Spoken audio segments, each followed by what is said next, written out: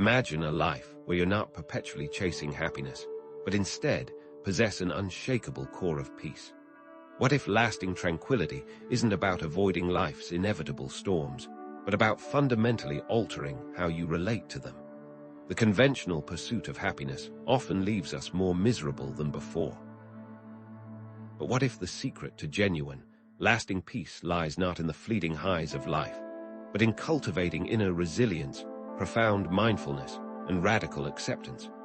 Philosophies like Stoicism and Buddhism, coupled with the groundbreaking psychological insights of thinkers like Carl Jung, offer a powerful toolkit for navigating the complexities of human existence. Stoicism teaches us to accept what we cannot control, Buddhism guides us toward mindfulness, and Jungian psychology illuminates the hidden depths of our shadow selves. When artfully integrated, these disciplines don't just offer a philosophy of life, but a practical roadmap for weathering any storm. A key pattern emerges: the difference between embracing and avoiding. So often, misery stems from our instinctive urge to avoid uncomfortable emotions and challenging situations. In contrast, profound peace arises when we learn to embrace these very aspects of life. Consider two individuals facing conflict. One instinctively shies away, allowing resentment to fester, while the other addresses it mindfully, seeking understanding and resolution.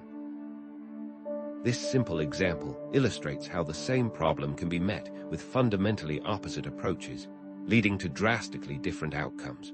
To truly grasp the power of these philosophies, it's helpful to understand the contexts in which they arose. Stoicism and Buddhism were not born in ivory towers, but rather forged in the crucible of human suffering. Consider Seneca, the Stoic philosopher who faced exile and political turmoil with unwavering equanimity, or the Buddha, who renounced a life of luxury to grapple with the problem of suffering and discover a path to liberation. Their lives serve as potent reminders that these are not merely theoretical thought exercises, but philosophies with profound real-world relevance.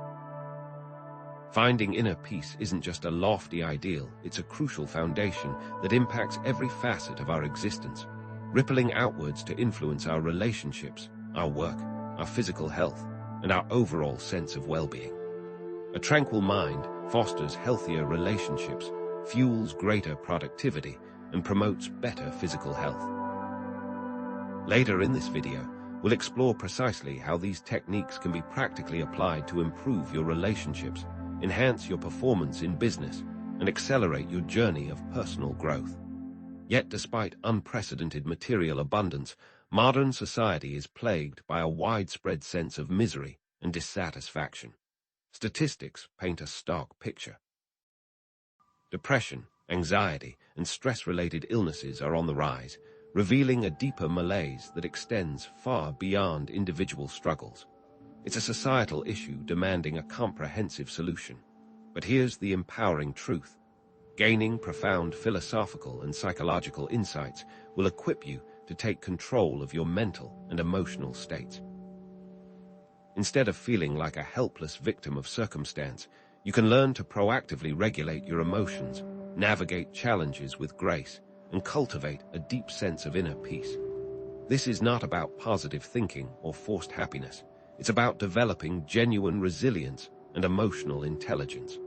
At the heart of this journey lie four overarching themes: resilience, acceptance, mindfulness, and shadow integration, the foundational pillars upon which inner peace is built.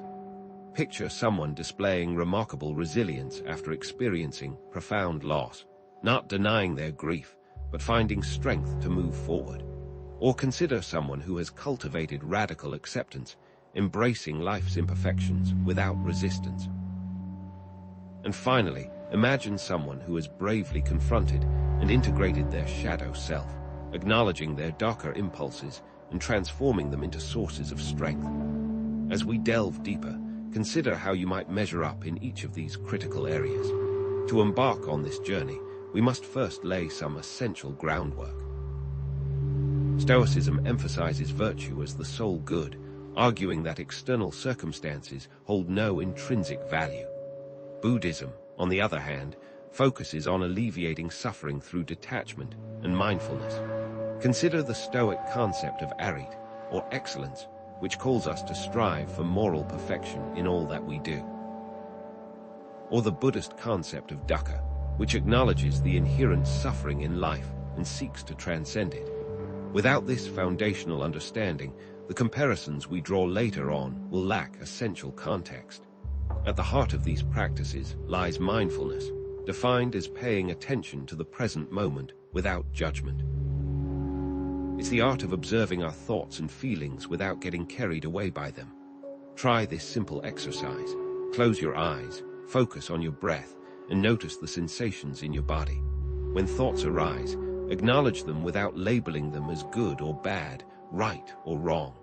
Simply observe them and let them pass. Because mindfulness will be a recurring theme throughout this video, it's crucial to ground it early on.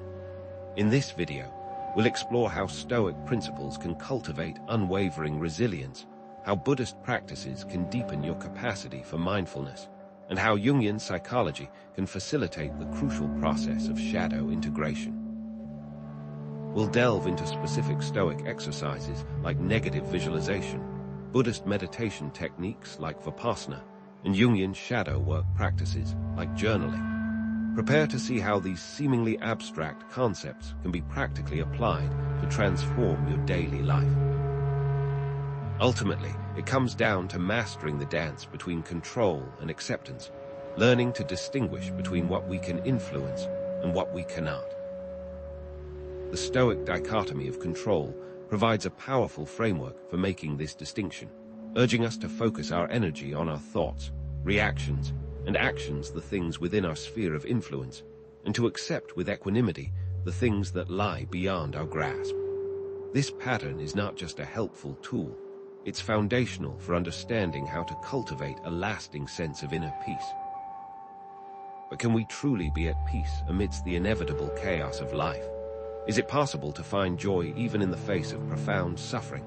Consider the modern predicament. We are often easily stressed, with a limited tolerance for uncomfortable emotions.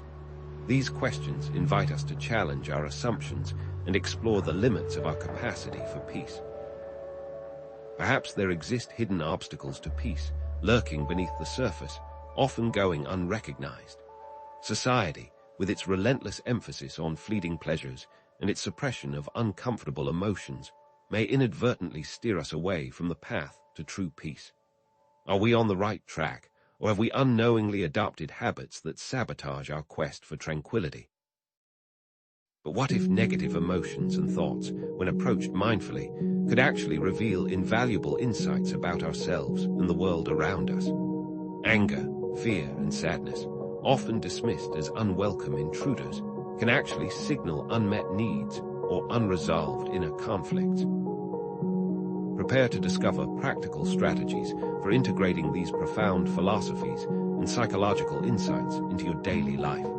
We'll reveal specific techniques, such as journaling prompts designed to illuminate your shadow self, and mindfulness exercises tailored for effectively managing anxiety.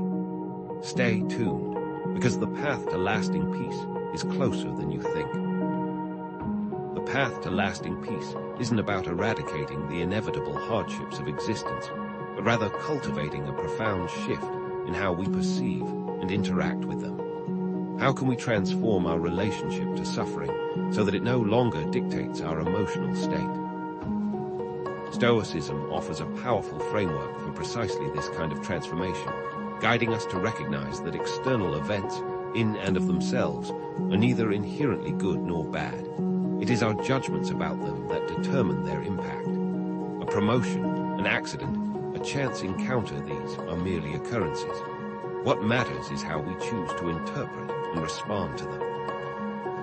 This core Stoic principle hinges on a critical distinction. The concept of preferred indifference, such as health and wealth, which we naturally pursue, and dispreferred indifference, like sickness and poverty, which we generally avoid. However, the key lies in not becoming attached to the former or consumed by the latter. Consider the example of losing a job.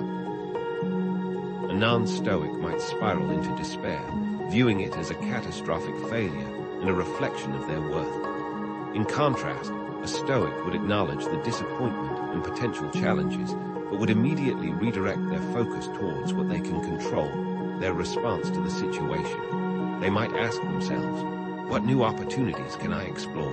What skills can I develop? How can I use this experience to grow stronger? The job loss itself becomes a catalyst for self-improvement rather than a source of prolonged misery. But if external events are truly indifferent, why bother pursuing preferred indifference at all? The Stoics clarify that while we should act in accordance with nature, striving for things like health and knowledge, we must do so with the understanding that their attainment is not essential for our happiness. True contentment comes not from what we possess, but from how we choose to live, regardless of our circumstances. Avoiding so-called negative emotions associated with dispreferred indifference often creates far more misery than the event itself. This avoidance takes many forms, suppressing grief, denying anger, or distracting ourselves from fear. Each of these strategies, while seemingly offering temporary relief, ultimately prolongs and intensifies the underlying suffering. The unaddressed emotion festers, manifesting as anxiety, depression, or other psychological ailments. Consider the story of a woman who lost her father but refused to fully grieve his death. Instead, she threw herself into work, constantly distracting herself from her pain. Years later, she found herself struggling with chronic anxiety and a deep sense of emptiness, unable to form meaningful connections with others. Her initial avoidance of grief had morphed into a pervasive sense of unease that permeated every aspect of her life. How different would her life have been if she had allowed herself to fully experience and process her grief, embracing the pain as a natural and necessary part of healing? Accepting suffering, however, is undoubtedly easier said than done. Our minds are masters of deception, employing a variety of cognitive distortions to prevent us from fully facing uncomfortable truths. Catastrophizing, for instance, involves exaggerating the severity of a situation, transforming a minor setback into an insurmountable obstacle. Personalizing, on the other hand, leads us to take undue blame for events that are largely outside our control. If only I had done things differently, we might lament, ignoring the myriad of factors that contributed to the outcome. These distortions act as filters, skewing our perception of reality and reinforcing our sense of misery. How do we break free from these self-defeating thought patterns? Mindfulness provides a powerful tool for observing our judgments about events without getting swept away by them, thereby fostering acceptance. By paying attention to our thoughts and feelings in the present moment, without labeling them as good or bad, we can begin to recognize the cognitive distortions that are fueling our suffering. Imagine someone meditating on a painful sensation in their body. Instead of immediately reacting with aversion and tension, they simply observe the sensation, noting its intensity, location, and quality. Over time, they may discover that the sensation is not as unbearable as they initially thought, and that their resistance to it actually amplifies their discomfort. Later, we will explore practical techniques for cultivating mindfulness and managing cognitive distortions, providing you with a concrete toolkit for transforming your relationship to suffering. But for now, let's turn our attention to another profound philosophy that challenges our fundamental assumptions about the nature of reality: Buddhism. Buddhism, with its rich tapestry of teachings and practices, offers another path to lasting peace and freedom from misery, rooted in the understanding that the belief in a fixed, permanent self is a fundamental source of suffering. This concept, known as anatta or no self, can be initially perplexing, challenging our deeply ingrained sense of identity. But what does it truly mean to say that there is no self? It does not mean that we don't exist or that our experiences are meaningless. Rather, it suggests that what we typically consider to be our self is merely a collection of ever-changing thoughts, feelings, sensations, and perceptions, none of which possess any lasting substance. Clinging to the illusion of a fixed self inevitably leads to suffering, because it creates a constant desire for things to be other than they are. We grasp onto pleasant experiences, desperately trying to hold on to them, and recoil from unpleasant ones, fearing their impact on our self-image. Consider the difference between recognizing, "I am feeling sad," versus identifying with the statement, "I am sad." The former acknowledges a temporary emotional state, while the latter equates the emotion with one's very being. This identification creates a sense of permanence and solidity that is ultimately illusory. But if there's no permanent self, why does it feel so real? Because our minds are wired to create narratives, to construct a coherent story about who we are. This narrative, while useful for navigating the world, can also become a prison, trapping us in a rigid sense of identity that prevents us from fully embracing the fluidity of life. How do we escape this prison? Trying to control external circumstances to reinforce a particular self-image is a recipe for frustration and disappointment. Someone who desperately tries to appear successful and wealthy to others, while being deeply in debt, illustrates the suffering that arises from this attempt to control perception. They may purchase expensive clothes, drive a fancy car, and frequent upscale restaurants, all in an effort to project an image of affluence. However, beneath the surface lies a constant fear of being exposed, a gnawing sense of inadequacy, and a growing financial burden. This relentless pursuit of external validation ultimately leaves them feeling empty and unfulfilled. But how do we relinquish this need for external approval? If you are not your thoughts and feelings, then who are you? This question, while seemingly simple, strikes at the very heart of our sense of self, inviting you to consider whether your identity is truly fixed or whether it is a fluid and ever-changing process. Are you the sum total of your achievements, your relationships, your possessions? Or is there something more fundamental, something that transcends the transient aspects of your life? Reflect on this question, allowing yourself to explore the possibilities without judgment or preconception. What might you discover? Both Stoicism and Buddhism encourage detachment from external validation. Recognizing the impermanence of self can reduce the need for external approval. By understanding that our sense of self is not dependent on the opinions of others, we become less vulnerable to criticism and more able to pursue our own values and goals. This detachment does not imply indifference or a lack of empathy. Rather, it signifies a freedom from the shackles of social conditioning and a deeper connection to our authentic selves. Later, we will present case studies of individuals whose detachment allows them to be at peace with their identities, regardless of their external circumstances. These stories will illustrate the transformative power of anatta and provide inspiration for your own journey of self-discovery. But now, let's delve into another critical aspect of inner peace: shadow work. Carl Jung's concept of the shadow, representing the unconscious aspects of our personality that we disown or repress, provides a powerful framework for understanding the darker corners of our psyche. But the shadow is not simply a repository of negative traits and impulses. It also contains positive qualities that we have rejected or failed to develop. It's the hidden potential that lies dormant within us, waiting to be integrated into our conscious awareness. Understanding our shadow is paramount to understanding what makes us miserable and what we can do to find our inner peace.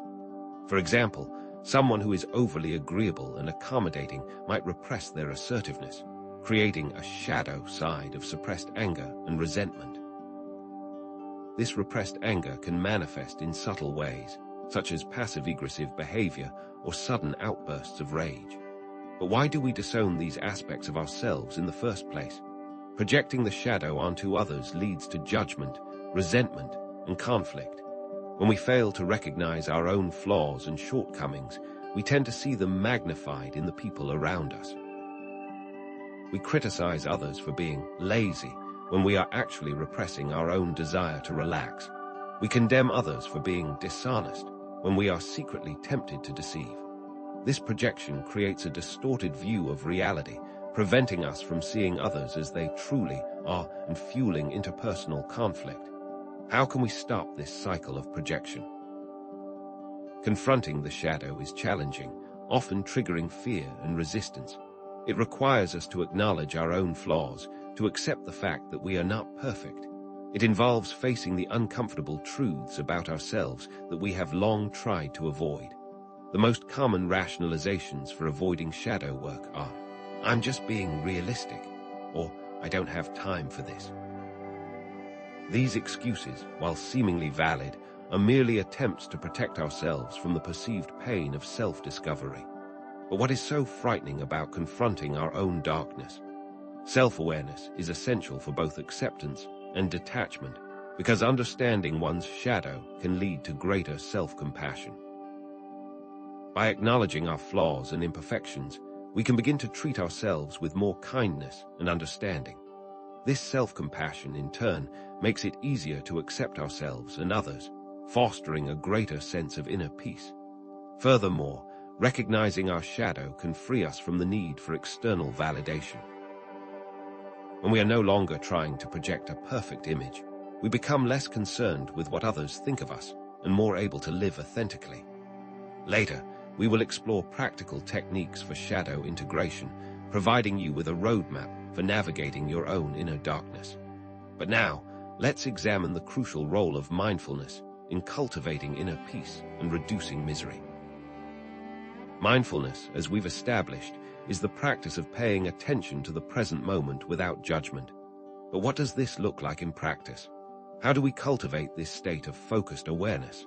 Several mindfulness exercises can be implemented, like focused breathing, body scan meditations, and mindful walking.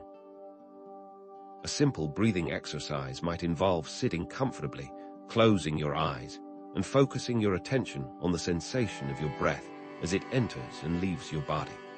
When your mind wanders, gently redirect your attention back to your breath without criticizing yourself for getting distracted.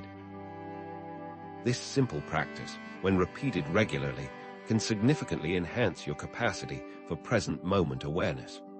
Regular mindfulness practice can reveal hidden patterns in our thoughts and emotions, giving insights into the sources of our misery. Someone might use mindfulness to identify triggers for their anxiety by paying close attention to their thoughts and feelings in the moments leading up to an anxiety attack. Over time, they may discover that certain situations, people, or thought patterns consistently trigger their anxiety, allowing them to develop strategies for managing these triggers more effectively. We spend so much time lost in thought, disconnected from the present moment, that many people don't realize how lost they are. Try this.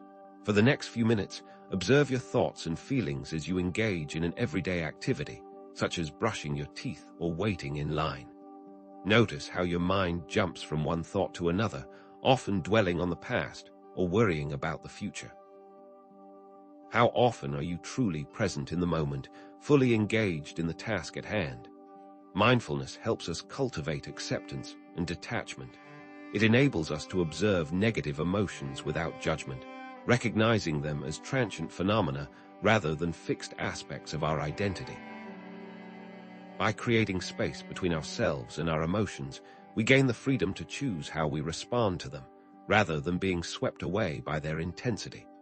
Embracing both the positive and negative sides of emotions without labeling either of them can promote overall peace.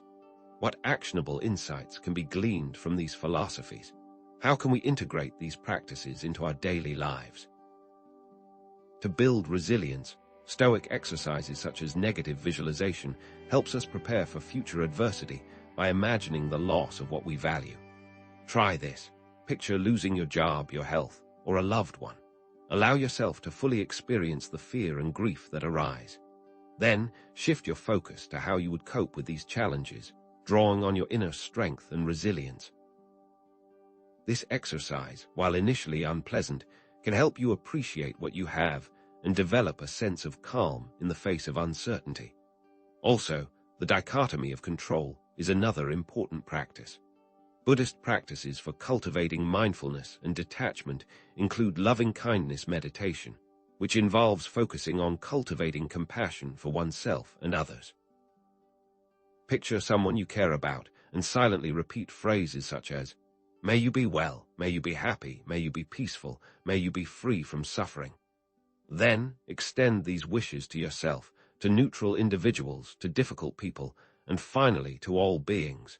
This practice can help to soften the heart and cultivate a sense of interconnectedness. For shadow work, a very common practice is to journal about the qualities that we dislike in other people, and then reflect on what those qualities reveal about our shadow selves. Ask yourself, what qualities do I most dislike in others? What do these qualities reveal about my own shadow? Am I actually repressing these qualities within myself? This exercise can be challenging, but it can also be incredibly liberating, allowing you to reclaim disowned aspects of your personality and integrate them into your conscious awareness. Here's a plan to implement these practices into your daily life. Commit to spending 10 minutes each morning practicing focused breathing. Throughout the day, pay attention to your thoughts and feelings without judgment. In the evening, before going to bed, reflect on the events of the day and identify any shadow projections. How might these practices transform your life? These Stoic, Buddhist, and Jungian principles, when woven together, offer a comprehensive framework for cultivating lasting peace and freedom from misery. The next section will involve final summaries and calls to action. Cognitive behavioral therapy, or CBT, offers a practical toolkit for identifying and challenging the negative thought patterns that fuel misery. Unlike the more abstract approaches of Stoicism, Buddhism, and Jungian psychology, CBT provides concrete techniques for directly addressing the cognitive distortions and maladaptive schemas that shape our emotional experiences. Consider the concept of automatic negative thoughts, often referred to as ants. These are the spontaneous, often unconscious, thoughts that pop into our heads in response to specific situations, instantly influencing our feelings and behavior. For example, imagine receiving an email from your boss requesting a meeting to discuss your performance. An ant might be, "I'm going to get fired." This thought, even if unfounded, immediately triggers feelings of anxiety, fear, and dread. The power of CBT lies in its ability to help us identify these ants, examine their validity, and replace them with more balanced and realistic thoughts. How do we begin to identify our automatic negative thoughts? Negative emotions, when examined closely, can provide valuable information about unmet needs or underlying beliefs. While we often try to suppress or avoid negative emotions, CBT suggests that they can serve as important signals, alerting us to potential problems or areas in our lives that require attention. Anger, for example, might signal a violation of personal boundaries. If someone consistently interrupts you during meetings or dismisses your opinions, your anger could be a sign that your needs for respect and recognition are not being met. Similarly, anxiety might reflect a fear of failure. If you find yourself constantly worrying about making mistakes or not meeting expectations, your anxiety could be a sign that you have an underlying belief that your worth is dependent on your achievements. Recognizing these connections between emotions and underlying issues is a crucial step towards resolving them. But how do we transform this recognition into meaningful change? Recognizing and challenging deeply ingrained thought patterns is often difficult, as it requires us to confront our own biases and assumptions. It also requires us to tolerate the emotional discomfort that can arise when we challenge our own beliefs, sometimes triggering cognitive dissonance. Cognitive dissonance is the mental discomfort we experience when holding conflicting beliefs or values. For instance, someone who believes they are a good person might experience cognitive dissonance when they realize they have acted selfishly. To reduce this discomfort, they might rationalize their behavior, minimize its impact, or deny responsibility. This tendency to avoid cognitive dissonance can make it challenging to challenge our own thought patterns, even when they are clearly contributing to our misery. But how can we overcome this resistance? CBT techniques align with Stoic, Buddhist, and Jungian principles. Challenging a negative thought, for example, can be seen as an exercise in managing one's perceptions, a core tenet of Stoicism. Recognizing the impermanence of thoughts and emotions aligns with the Buddhist concept of mindfulness, and exploring the underlying beliefs that drive negative thought patterns can be viewed as a form of shadow work, bringing unconscious aspects of our personality into conscious awareness. To tie it all together, imagine someone struggling with social anxiety. Using CBT, they might identify ants such as, "People will think I'm boring," or "I'll say something stupid." By examining the evidence for and against these thoughts, they might realize that they are based on irrational fears rather than objective reality. They could then replace these thoughts with more balanced statements, such as, "I have interesting things to say," or "It's okay if I make a mistake." This process combines the practicality of CBT with the wisdom of ancient philosophies and psychological insights. What does this look like in practice? Thought patterns don't disappear overnight. The goal is to achieve neutrality, not necessarily to eliminate all negative thoughts and emotions. This is where the Stoic principle of acceptance comes in, because struggling against these thoughts is only going to make you suffer. Psychological resilience is the ability to bounce back from setbacks and adapt to change. It's not about avoiding hardship, but about navigating it with grace and strength. Instead of resisting hardship, those with resilience flow with it and use the momentum to their advantage. Contrast someone who crumbles under pressure with someone who learns from their mistakes. The former might become paralyzed by fear and self-doubt, avoiding new challenges and dwelling on past failures. The latter, on the other hand, views mistakes as opportunities for growth, learning from them and moving forward with renewed determination. How do we develop this capacity for resilience? Stoic, Buddhist, and Jungian principles contribute to resilience. Acceptance, mindfulness, and self-awareness provides a foundation for navigating adversity. Acceptance reduces resistance to adversity, allowing us to focus on what we can control. Mindfulness promotes emotional regulation, helping us to stay grounded in the present moment and avoid being overwhelmed by negative emotions. And self-awareness facilitates personal growth, enabling us to learn from our experiences and develop a stronger sense of self. Imagine facing a major financial setback. Someone lacking resilience might panic, resorting to desperate measures and blaming others for their misfortune.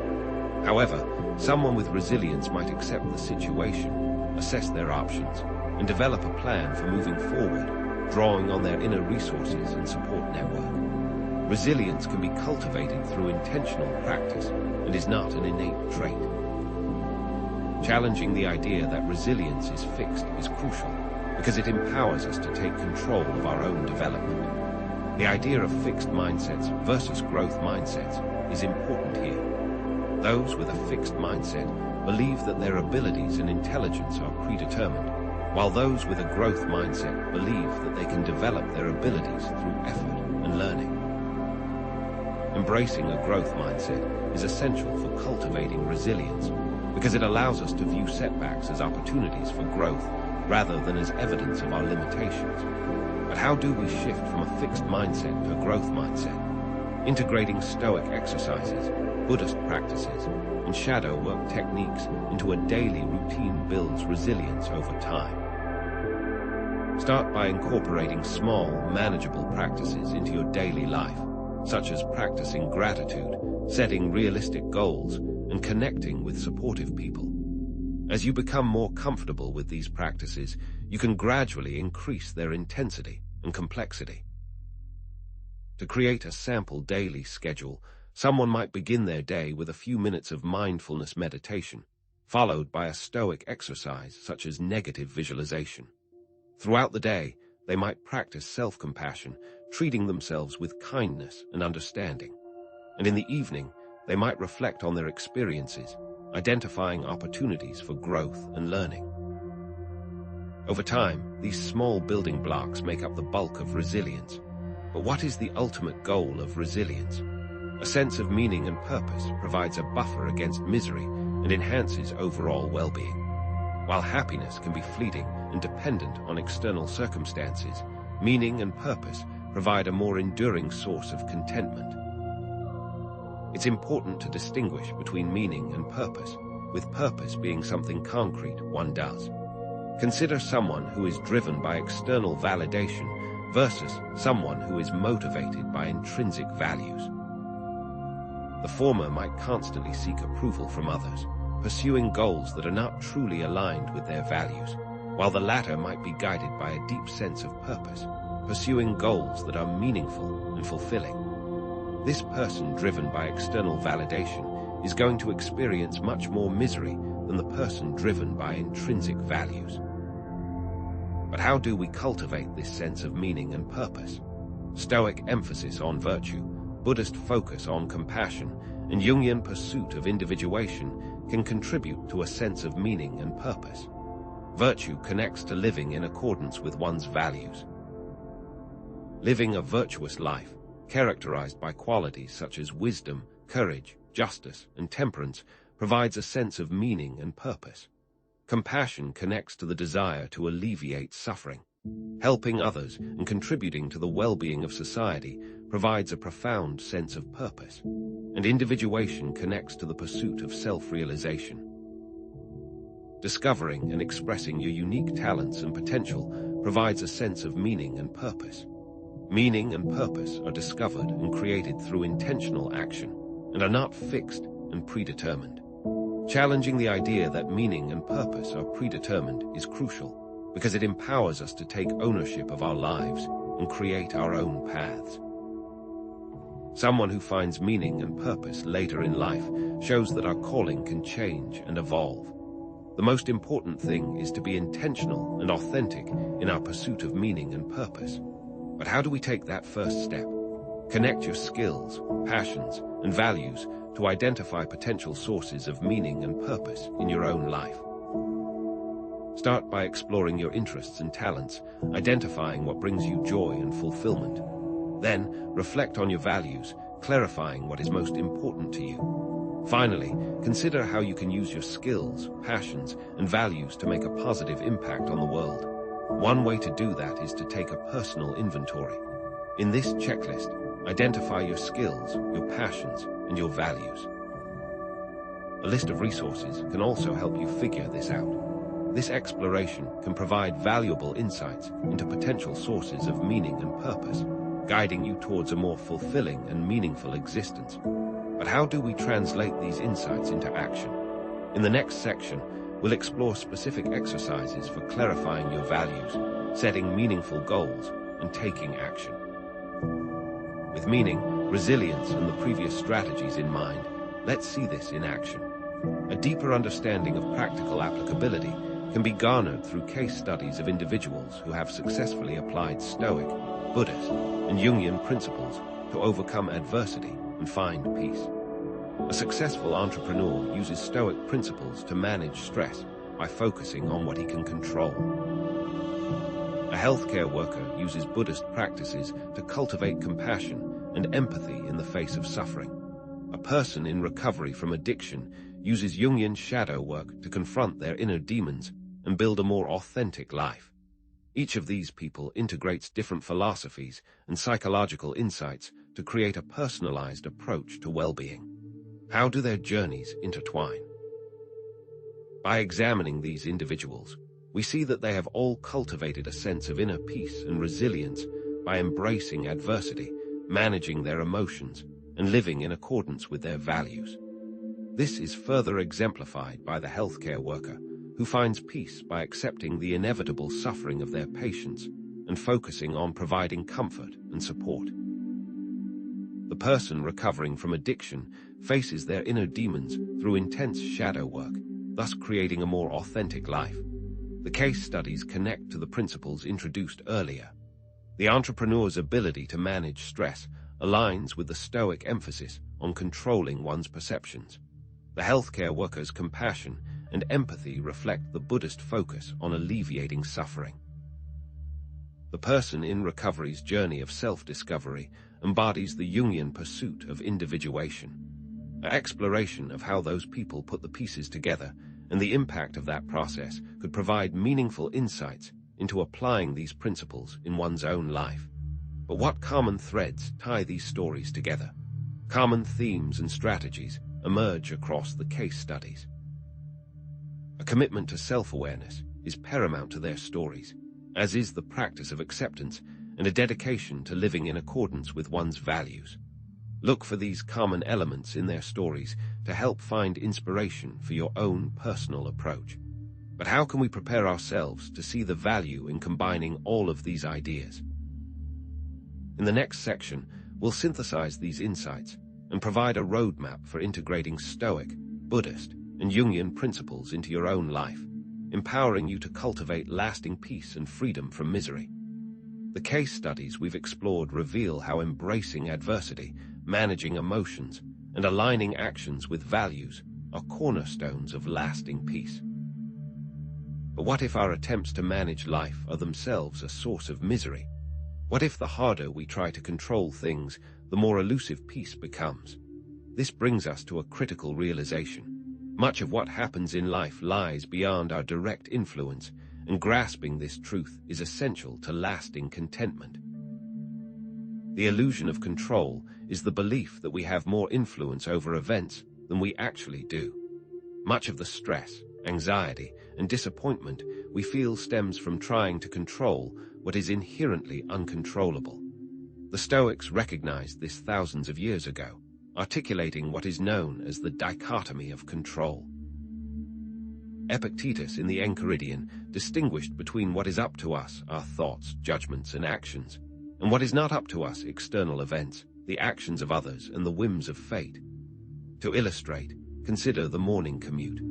We can control our reaction to traffic, choosing to remain calm, listen to music, or practice mindfulness, but we cannot control the traffic itself. Getting upset, honking the horn, or yelling at other drivers only increases our own stress and does nothing to alleviate the congestion. We falsely assume our anger will somehow speed things up, but it's an empty gesture. Do you find yourself trying to exert control where it simply isn't possible? Consider the common checklist of situations where control is often illusory. Other people's opinions, the weather, past events, unpredictable outcomes, and the behavior of large systems. Striving for complete control is a recipe for frustration, anxiety, and misery. This illusion clashes with both Stoic and Buddhist principles of acceptance and detachment. When we try to micromanage others, overplan events, or resist change, we set ourselves up for disappointment. Consider the bride planning a wedding. She envisions every detail, from the flowers to the seating arrangements, being executed perfectly. She micromanages every vendor, creating spreadsheets, timelines, and contingency plans. The closer the wedding day comes, the more stressed she becomes.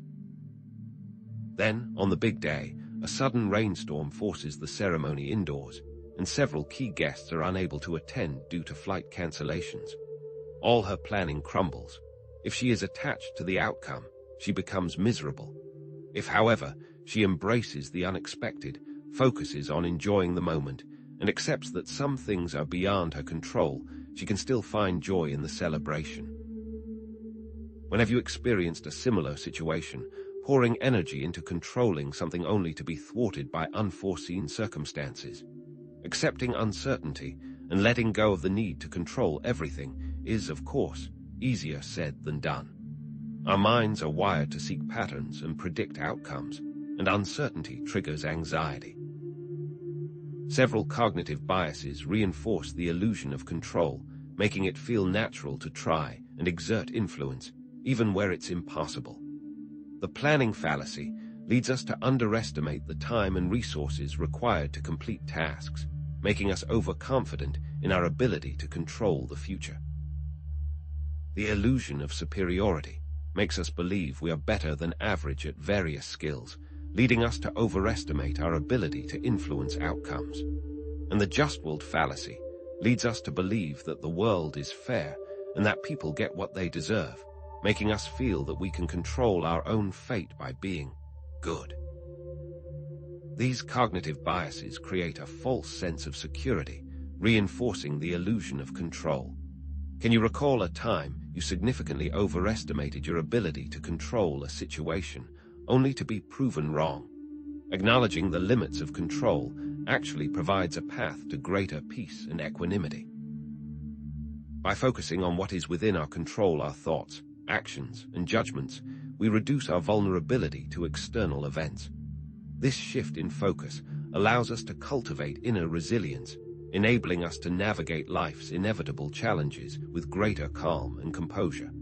In games of chance, such as poker, acknowledging randomness actually gives people an advantage. While a novice might try to control the outcome by bluffing excessively or making reckless bets, a skilled player understands the odds, manages their risks, and focuses on making the best decisions possible, given the available information. Instead of focusing on outcomes, focus on intentions.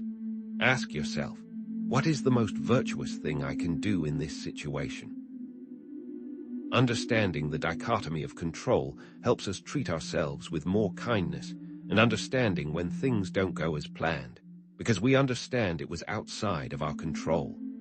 This paves the way for self-compassion, another essential ingredient in finding peace and avoiding misery.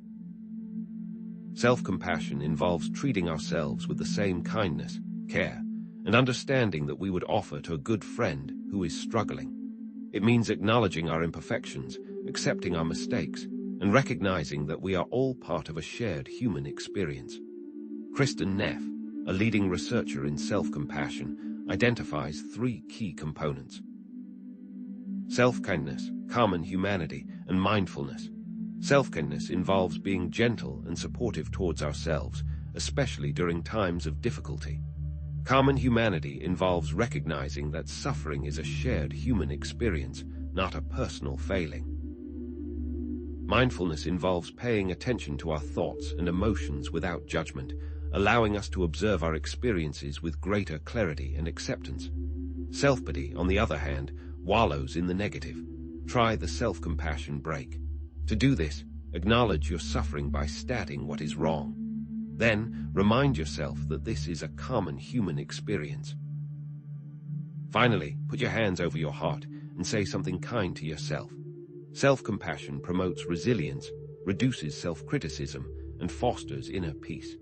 By allowing ourselves to accept our imperfections and learn from our mistakes, we become more resilient in the face of adversity.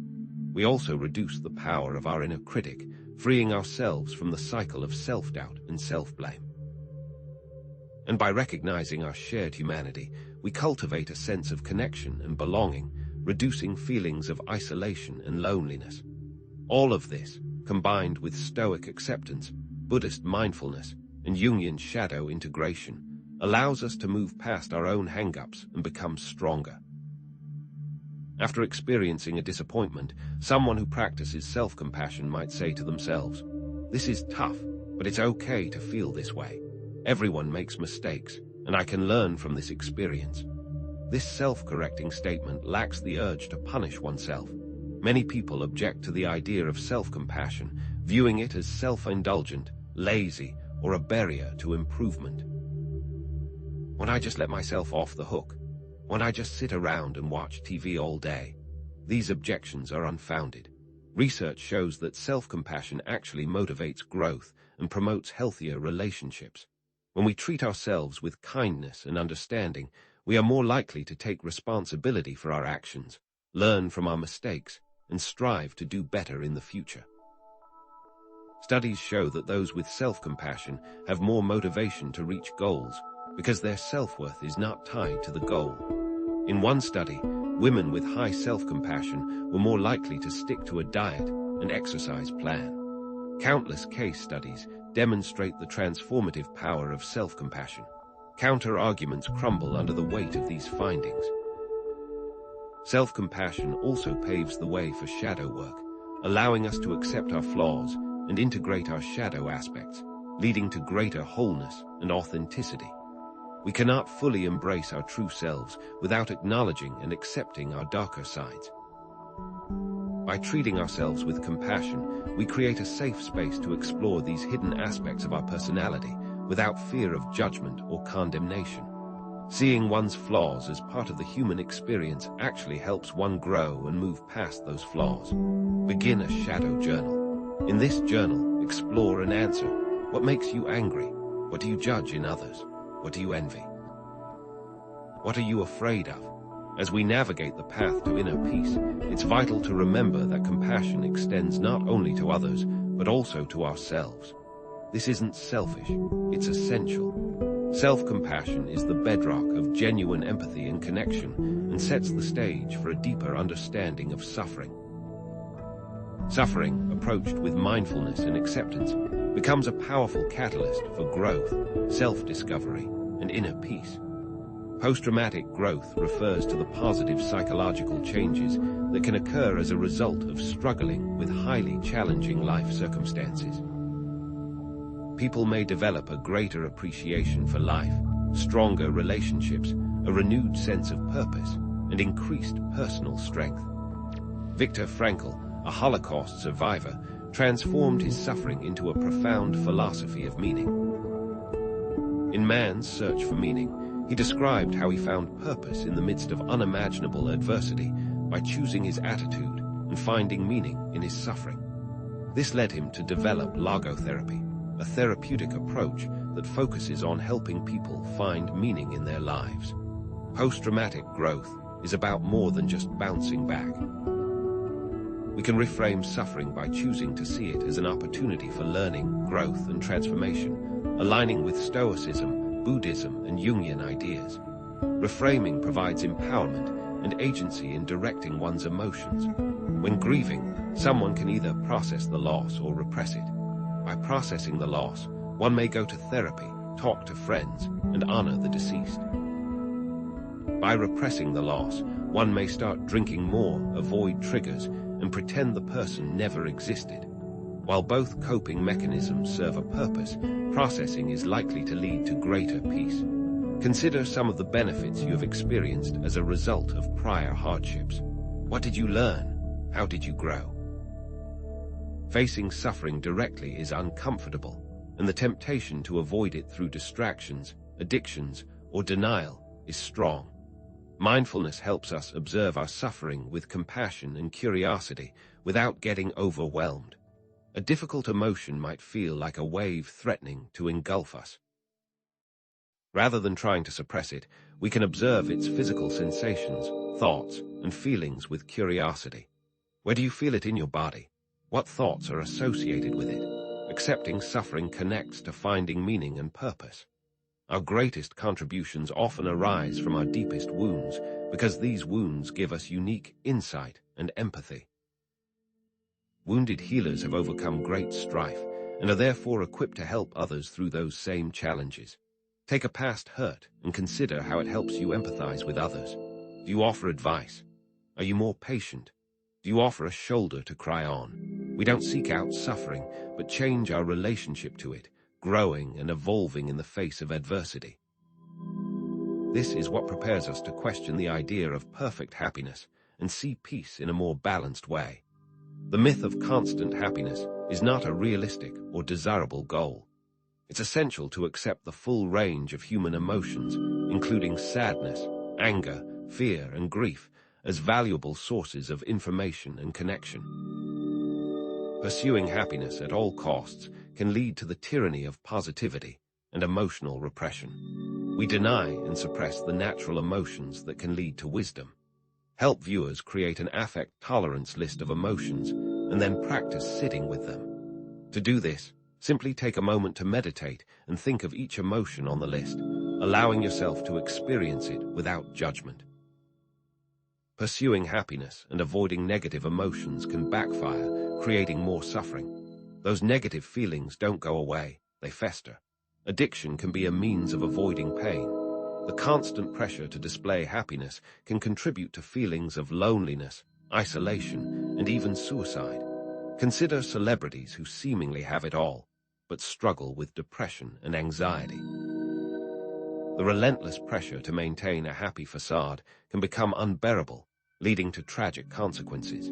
It's important to remember that social media often presents a distorted view of reality. limits social media use to reduce the urge to display constant happiness. The pressure to be happy leads to stigma associated with experiencing negative emotions. Suppressing feelings leads to emotional numbness, disconnection, and mental health problems. This is because those emotions need to be expressed in a healthy way. Suppressing emotions requires the body to expend energy to keep those feelings down, resulting in less energy available for other tasks. Acceptance aligns with Stoic principles, accepting what we cannot control, and Buddhist mindfulness, observing emotions without judgment. Witnessing emotions is a means of controlling them, not the other way around. Acceptance differs from surrender. With acceptance, one chooses to work within reality, but with surrender, one gives up completely. For negative emotions, specific meditation techniques may come in handy. One can breathe into the emotion or use mantras to stay calm. The path to peace isn't about avoiding misery, but fundamentally changing our relationship to it, embracing the full spectrum of human experience with courage, compassion, and wisdom. This will involve recognizing that everything is constantly changing, so we will look at the liberating nature of impermanence. As we cultivate self-compassion and face our suffering, we begin to chip away at another layer of illusion that contributes to our misery, the ego. But what exactly is the ego, and why does transcending it lead to greater peace? The ego is the part of our personality that identifies with our thoughts, feelings, and experiences, creating a sense of separation and individuality. It's the I that narrates our internal story, the voice that claims ownership of our successes and recoils from our failures. The ego isn't inherently bad. It's a necessary structure for navigating the world, setting goals, and maintaining a sense of self. The problems arise when we become overly attached to this egoic identity, when we believe that we are our thoughts and feelings, rather than simply the awareness in which they arise. This attachment leads to a constant need to defend and protect our self-image, fueling defensiveness, judgment, and attachment. Consider the colleague who always needs to be right, dominating conversations and dismissing opposing viewpoints. Or the social media user who curates a perfect online persona, seeking validation through likes and followers. These are examples of ego-driven behavior, stemming from a deep-seated need to feel significant and in control. In both cases, the ego is creating a fragile sense of self that is easily threatened by external events or differing opinions, leading to insecurity. How often do you find yourself clinging to your own point of view, even when presented with compelling evidence to the contrary? Transcending the ego, on the other hand, involves recognizing that we are more than just our thoughts and feelings. It means detaching from the constant need to define and defend ourselves, allowing us to experience a deeper sense of connection, compassion, and inner peace. When we transcend the ego, we begin to identify with something larger than ourselves, humanity, nature, the universe, realizing that our individual existence is part of a vast, interconnected web. Imagine someone who is criticized. An ego-driven reaction would involve defensiveness, counterattacking, and denial. A transcendent reaction would involve listening, seeking to understand, and finding value in the feedback. Consider Nelson Mandela, who after decades of unjust imprisonment, emerged with a spirit of reconciliation rather than vengeance. His ability to transcend personal bitterness and focus on the greater good of his nation exemplifies the power of ego transcendence. Does such an example change your view of the necessity of a strong ego? Ego transcendence naturally connects to Stoic acceptance, Buddhist detachment, and Jungian shadow integration. As we accept what we cannot control, detach from outcomes, and integrate our shadow aspects, we loosen the grip of the ego and open ourselves to a more expansive sense of being. The belief that a strong ego is necessary for success and happiness is a common misconception. In reality, an inflated ego often leads to self-sabotage and disconnection. By constantly seeking validation and control, we alienate others, limit our growth, and create unnecessary suffering. A CEO focused solely on personal gain might exploit employees, prioritize short-term profits over long-term sustainability, and ultimately damage the company's reputation. In contrast, a CEO who serves the mission of the company and values the contributions of the team is more likely to foster collaboration, innovation, and lasting success. As an experiment, try going a day without using the word I. Observe how this simple act shifts your perspective, making you more aware of your interconnectedness with others. Ego transcendence also connects to mindfulness, allowing us to observe our thoughts and feelings without judgment. Mindfulness can break the habit loop of identifying with our thoughts and feelings by creating a space between stimulus and response. Imagine sitting in meditation and noticing a judgmental thought arise. Instead of immediately identifying with the thought, I am a judgmental person, you simply observe it as a transient mental event, like a cloud passing through the sky. Over time, this practice weakens the ego's grip, allowing you to respond with greater awareness and choice. It's less about squashing those thoughts and more about recognizing them for what they are, simply thoughts. Ultimately, the ego is a tool that can be useful in some cases, but can also be set aside to promote greater peace. This understanding paves the way for accepting impermanence. But how can we truly embrace the fleeting nature of life, and why does this acceptance lead to greater contentment? Everything in life is constantly changing. Our thoughts, feelings, relationships, material possessions, all are subject to the relentless flow of time. This impermanence is a core teaching in Buddhism, known as anicca. The Buddha taught that clinging to what is impermanent leads to suffering, while accepting impermanence leads to greater peace, flexibility, and resilience. Consider the life cycle of a flower. From a tiny seed, it sprouts, blossoms in vibrant color, and eventually withers and dies. This natural progression mirrors the impermanence of all things, including our own lives. What happens when we try to deny this reality, clinging to youth, beauty, or material possessions? Do we not set ourselves up for disappointment and suffering? Resisting impermanence leads to attachment, clinging, and suffering, while accepting it leads to greater peace and resilience. This acceptance is not passive resignation, but an active embrace of reality. Imagine losing a sentimental object, like a childhood photograph. Someone who resists impermanence might become distraught, desperately trying to replace the object or clinging to the memory with excessive sentimentality. Someone who accepts impermanence acknowledges the loss, cherishes the memory, and understands that all things eventually pass. In this light, loss can be a reason to remember and appreciate what once was, instead of a reason to despair. This connects to Stoicism, Buddhism, and Jungian ideas, all of which emphasize the importance of accepting the present moment and detaching from outcomes. Facing impermanence is uncomfortable.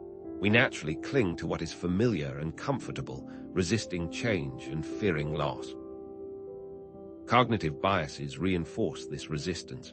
The status quo bias leads us to prefer things the way they are, even when change might be beneficial. The sunk cost fallacy makes us continue investing in failing ventures because we have already invested so much time and resources. And the endowment effect makes us overvalue things simply because we own them. All of these things reinforce the idea that things should stay the way they are. Perhaps you've stayed in a job longer than you should have because you feared leaving the comfort of a steady paycheck. Perhaps you've continued a failing relationship because you didn't want to waste the time you'd already invested. These are examples of how cognitive biases can fuel our resistance to impermanence, leading to greater suffering. Acceptance of impermanence is deeply connected to gratitude and appreciation. By recognizing the fleeting nature of life, we can learn to savor each moment and cherish what we have. Imagine receiving a terminal diagnosis. Such news would likely shift your perspective, making you appreciate the simple things in life: a sunset, a warm embrace, a shared laugh that you might have previously taken for granted. Keep a gratitude list of things that may not always be around.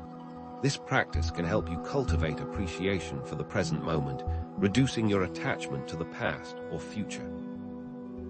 Embracing impermanence helps us let go of the need for control, accept the full range of human emotions, and find joy in the present moment. This newfound freedom can extend into relationships, allowing us to cultivate more meaningful connections.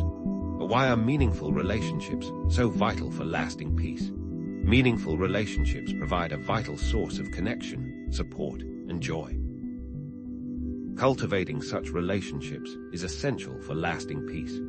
Superficial connections, like those on social media, may provide fleeting moments of validation, but they often lack the depth and authenticity needed to sustain us through life's challenges. A deeply connected friendship, on the other hand, provides a safe space to share our vulnerabilities, receive honest feedback, and experience unconditional support. Do you see more superficial or deep connections in your life? Consider attachment theory, which explores how our early childhood experiences shape our ability to form secure and lasting relationships. Applying Stoic, Buddhist, and Jungian principles enhances the quality of our relationships by fostering empathy, compassion, authenticity, and healthy boundaries. A yes man may seem agreeable on the surface, but their lack of authenticity prevents genuine connection. In contrast, someone who sets healthy boundaries respects their own needs and the needs of others, creating a more balanced and sustainable relationship. Consider someone who is constantly asked to work overtime. Setting a healthy boundary might involve politely declining the request, explaining the need for personal time, and suggesting alternative solutions. This not only protects their own well-being, but also encourages the company to address the underlying issue of overwork. Building and maintaining meaningful relationships isn't easy. Vulnerability, conflict, and loss are inevitable parts of the human experience. Certain relationship patterns can lead to misery. Unresolved conflicts, communication breakdowns, and unmet needs can create resentment and disconnection. Explore different attachment or communication styles and how they can impact long-term happiness in relationships. Spend some time and reflect on times you felt truly connected to others. What qualities made those relationships meaningful? Cultivating meaningful relationships connects to self-compassion. Treating ourselves with kindness allows us to extend the same to others. It also relates to shadow work. Projecting one's shadow onto others can damage relationships, leading to misunderstandings, blame, and resentment. Imagine two friends are fighting. To resolve the conflict, one friend should focus on the strategies discussed throughout the video, which may involve apologizing, listening, and creating a plan to move forward. Meaningful relationships take work. They are difficult to maintain, but are worth it in the long run. But what happens when those relationships are broken? How can we move forward after being wronged, whether by ourselves or others? Forgiveness is the intentional act of releasing resentment, anger, and bitterness towards someone who has wronged us, whether that person is ourselves or someone else.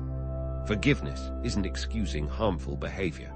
It's about freeing ourselves from the emotional burden of holding onto grudges. Is it always possible or necessary to reconcile with someone you have forgiven? Reconciliation requires both parties to be willing to work towards repairing the relationship.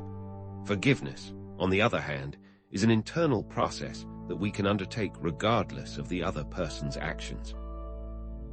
Holding on to resentment and anger perpetuates suffering and prevents us from finding peace, while forgiveness allows us to heal and move forward. Unforgiveness can manifest in physical symptoms, such as headaches, stomach problems, and chronic pain.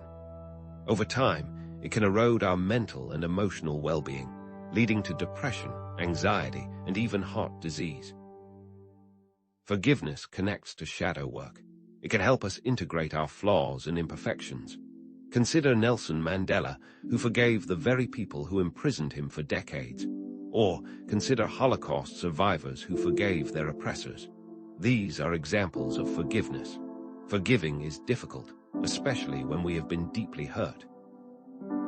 We may believe that forgiveness means excusing harmful behavior or fear that it will make us vulnerable. These beliefs create obstacles to forgiveness, preventing us from releasing the anger and resentment that weigh us down. What tools can we use to work through this difficult process? Forgiveness connects to Stoic acceptance by allowing us to accept what has happened and focus on what we can control, our response. Forgiveness connects to mindfulness by helping us observe our emotions without judgment. It connects to ego transcendence by highlighting how hurt egos perpetuate the cycle of conflict and resentment. One may meditate to support one's ability to be forgiving. One can use the breath as an anchor and visualize the person one is trying to forgive, sending them thoughts of peace and compassion. The path to peace isn't about avoiding harm. It's about learning to forgive and letting go, allowing us to move forward with greater compassion, wisdom, and freedom. Having freed ourselves from the burden of resentment through forgiveness, we arrive at a crucial juncture, embracing vulnerability. Why is it that being vulnerable, which is often misconstrued as a weakness, is actually a profound strength on the path to lasting peace? Vulnerability is the willingness to show up and be seen, even when we cannot control the outcome. It's about letting go of the masks we wear to protect ourselves and revealing our authentic selves to the world, imperfections and all.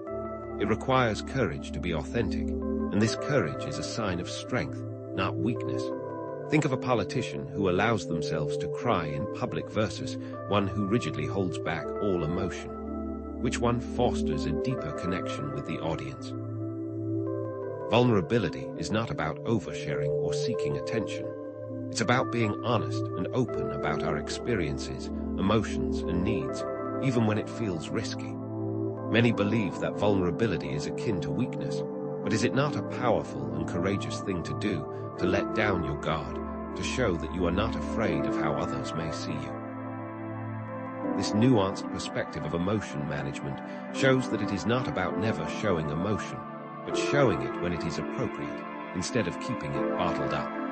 This allows us to develop better communication skills that are invaluable in life. Embracing vulnerability fosters authentic connection, deepens intimacy, and enhances overall well-being. When we allow ourselves to be seen, we create space for others to do the same. This creates trust. It also helps to break down the walls that we put up, the walls that keep others from truly knowing us and prevents us from forming meaningful relationships. Think of a scenario where someone is sharing a deep secret with a group of people. They may start by being overly concerned with how others will respond, but the more vulnerable that they become, the more that others appreciate their honesty. The ability to be open and honest allows us to present our true selves without any pretense. Connecting this to the concept of shadow work, it allows us to accept our flaws and imperfections, which creates greater self-acceptance, reduces projection, and promotes healthier relationships. Cultural norms often discourage vulnerability, especially among men, encouraging emotional suppression and perpetuating the myth that vulnerability is a sign of weakness. In fact, the opposite is true. Vulnerability is a sign of strength. Suppressing emotions leads to stress, anxiety, and disconnection. Consider the increasing rates of suicide among men, which is an outcome of not embracing vulnerability. The inability to connect with emotions is a sign of a society in decline and is something that can be changed by each individual. Perhaps you have a male friend who's going through a difficult time. Do you encourage him to share his feelings, or do you suggest that he toughen up?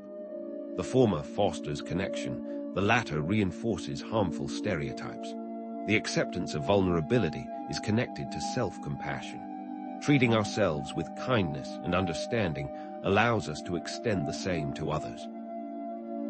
It is also linked to Stoic principles, such as emphasizing the importance of focusing on our intentions rather than the outcomes. For example, imagine sharing a deep secret with a friend.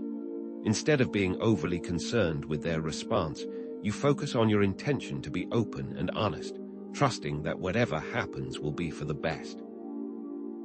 This mindset allows you to be more authentic and less attached to external validation. It makes it easier to be authentic, since it helps to remove expectations. As you begin to incorporate vulnerability into your life, keep in mind that it is a muscle that needs to be exercised regularly. Start small, sharing your thoughts and feelings with trusted friends and family members.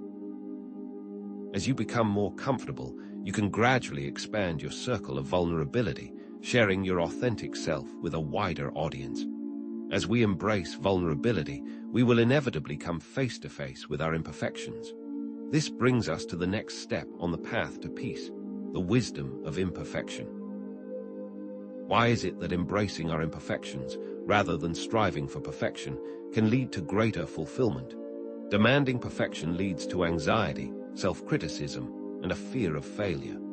Embracing imperfection, on the other hand, leads to greater creativity, resilience, and self-compassion.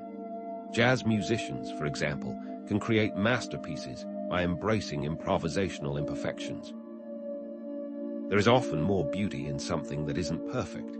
This does not mean that one should abandon all sense of diligence, but that one can instead use the wisdom of imperfection to be at peace when outcomes do not come out as expected. Perhaps you have a hidden creative talent. Try doing something creative without judgment, and instead allow yourself to make mistakes. This small act can begin to chip away at your need for perfection, which leads to more authentic self-expression. Resisting imperfection only sets us up for disappointment, while accepting it allows us to appreciate the beauty and lessons found within it.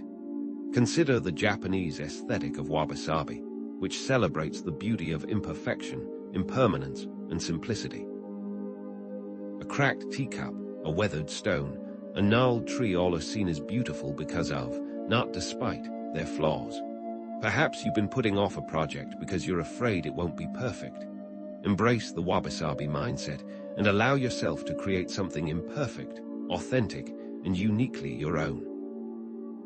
Social media often fuels perfectionism, presenting curated images of flawless bodies, perfect homes, and enviable lifestyles.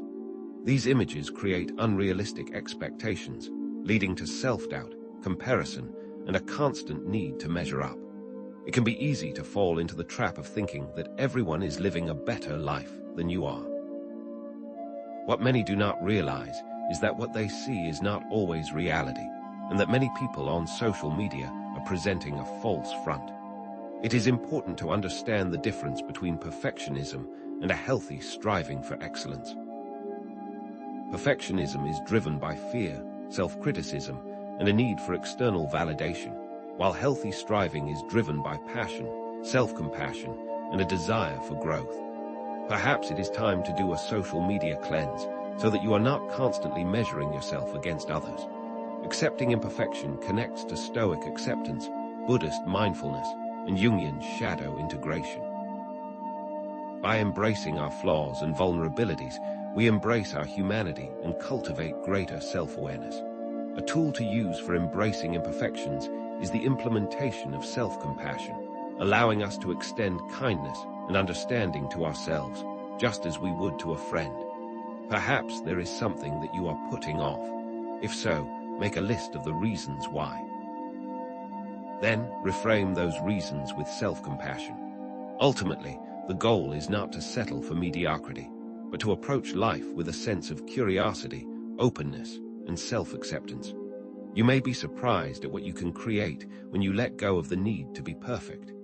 As we cultivate the wisdom of imperfection, we prepare ourselves to navigate another inevitable aspect of life: change and uncertainty. Why is it that embracing change and uncertainty, rather than resisting them, can be a path to inner peace? Life is a constant dance between chaos and order. While we naturally seek stability and predictability, change and uncertainty are inevitable. The acceptance of change transforms it from a source of stress and anxiety into an opportunity for growth and discovery. Think of a transformational leader like Nelson Mandela, who embraced change during times of crisis, guiding his nation through a period of profound transformation. Without his ability to embrace change and uncertainty, South Africa would likely not be the country that it is today. Consider the chaos versus order elements of nature. The weather, for example, can be unpredictable. Resisting change and clinging to certainty leads to anxiety, fear, and resentment. Embracing change and uncertainty, on the other hand, leads to greater flexibility, adaptability, and resilience. If you do not accept change, you may be stuck in a rut. What happens to someone in old age if they did not embrace change throughout their life? It can create bitterness, resentment, and regret. Perhaps you're facing a major life transition, such as a job loss, a relationship breakup, or a move to a new city. Instead of resisting the change, embrace the opportunity to explore new possibilities and discover hidden strengths. Facing the unknown is uncomfortable. We seek stability and predictability. Cognitive biases reinforce our resistance to change. The confirmation bias leads us to seek out information that confirms our existing beliefs, while the availability heuristic makes us overestimate the likelihood of events that are easily recalled. Perhaps you've been avoiding a difficult conversation with a loved one because you fear the outcome. By recognizing your cognitive biases, you can challenge your assumptions and approach the situation with greater openness and curiosity.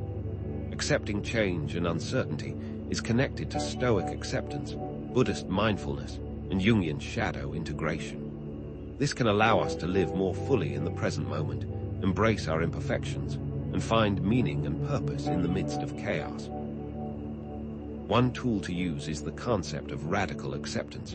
This involves accepting reality as it is, without judgment or resistance. Practice letting go of things that you cannot control, focusing on what you can influence. The path to peace is not about avoiding change and uncertainty, but about learning to navigate them with courage, wisdom, and compassion. It's about embracing the unknown, trusting in our ability to adapt, and finding joy in the midst of the ever-changing flow of life.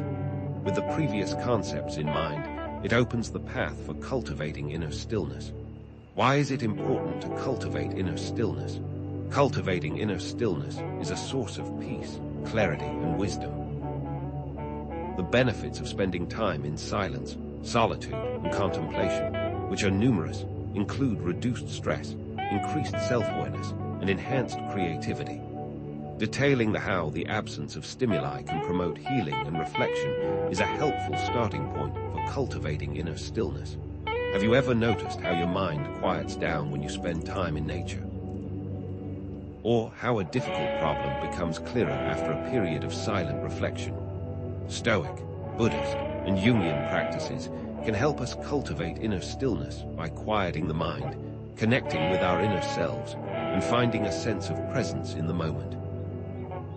Mindfulness meditation, for example, can help us observe our thoughts and feelings without judgment, creating space between stimulus and response. A Stoic practice, such as negative visualization, can help us prepare for adversity, reducing anxiety and increasing resilience.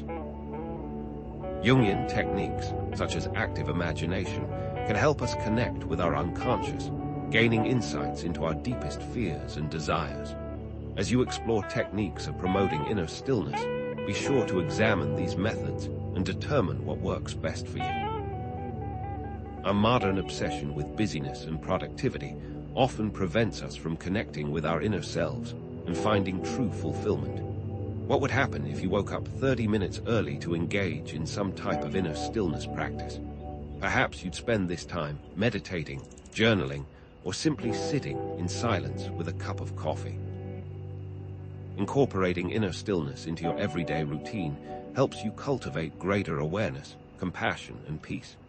Perhaps one of the biggest benefits is the ability to make decisions from a clear and calm space. The cultivation of inner stillness is connected to all the principles previously discussed, providing a foundation for self-awareness, acceptance, compassion, and peace. Inner stillness allows us to approach challenges with greater clarity and resilience. Historical figures like Marcus Aurelius benefited from cultivating inner stillness.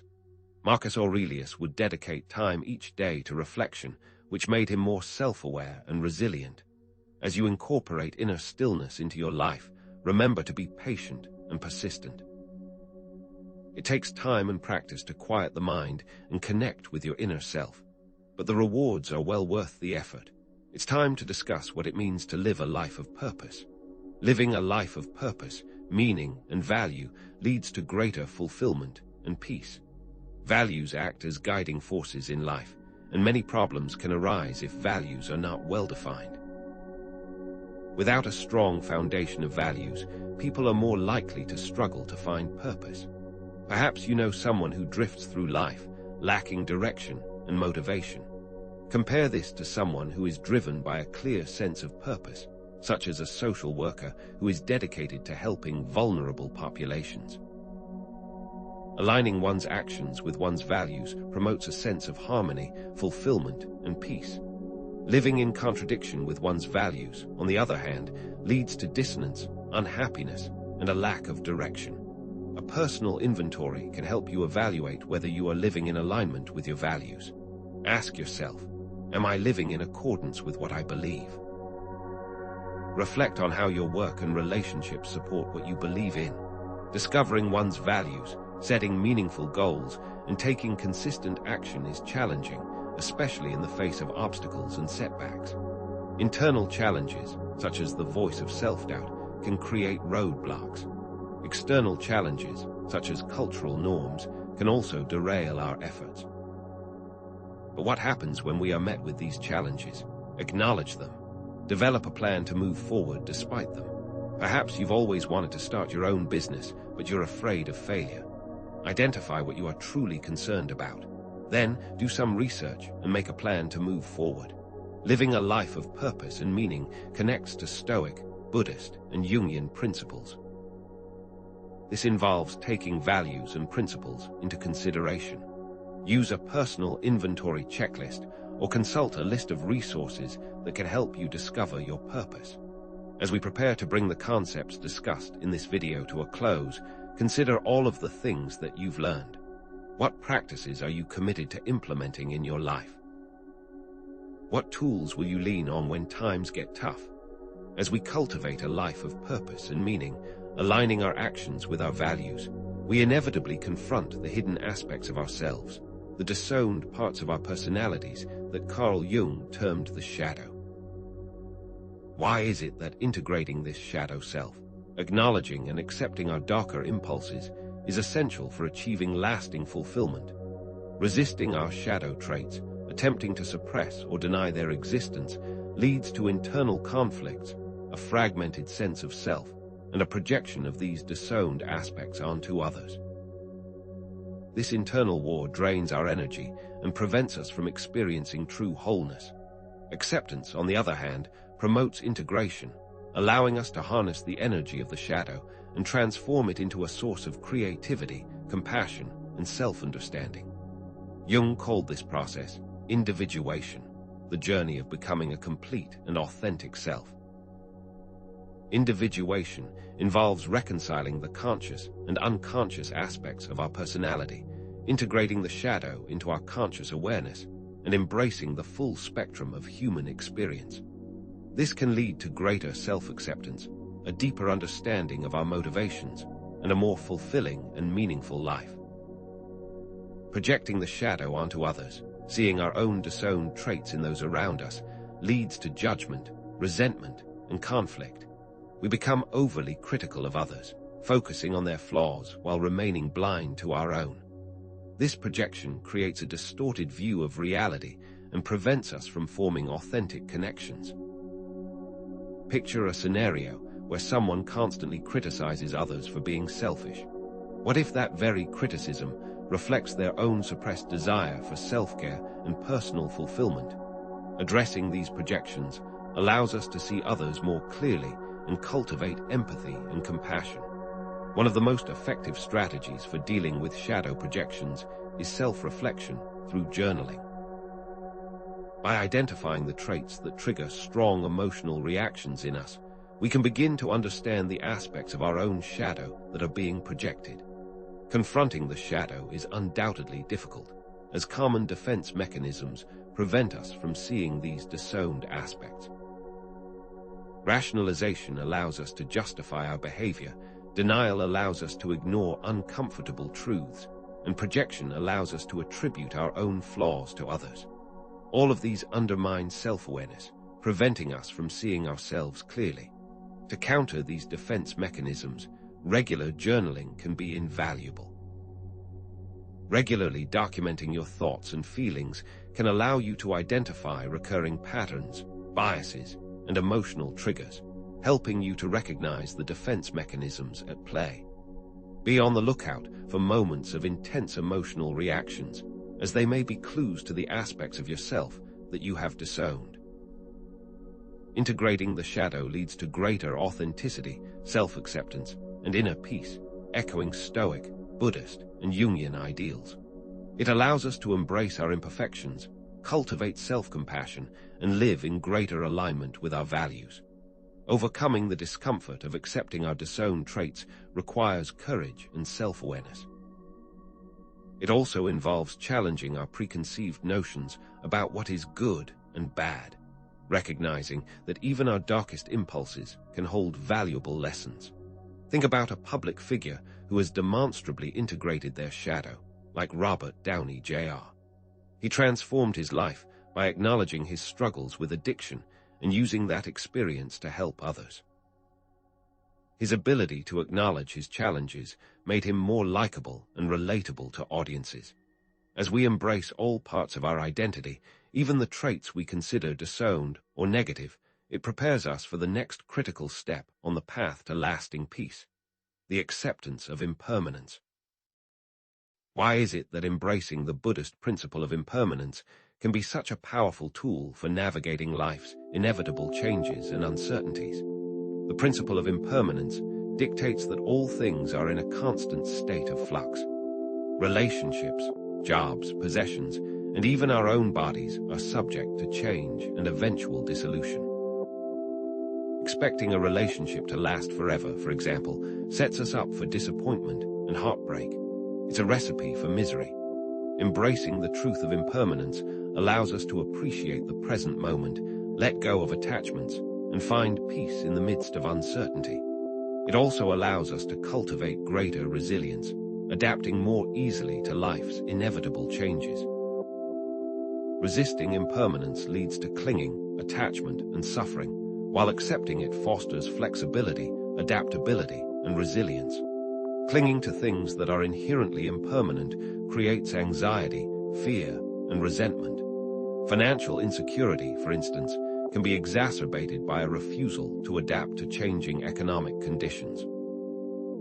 Those who cling to outdated business models or investment strategies are more likely to suffer financial losses. An organization that refuses to adapt to the changing market will eventually become irrelevant. In contrast, those who accept impermanence are better equipped to navigate uncertainty, adapt to new situations, and thrive in the face of adversity. Facing the unknown is indeed uncomfortable, as the natural human tendency is to seek stability and predictability. The illusion of certainty, the belief that we can control everything in our lives, is a powerful force that drives much of our behavior.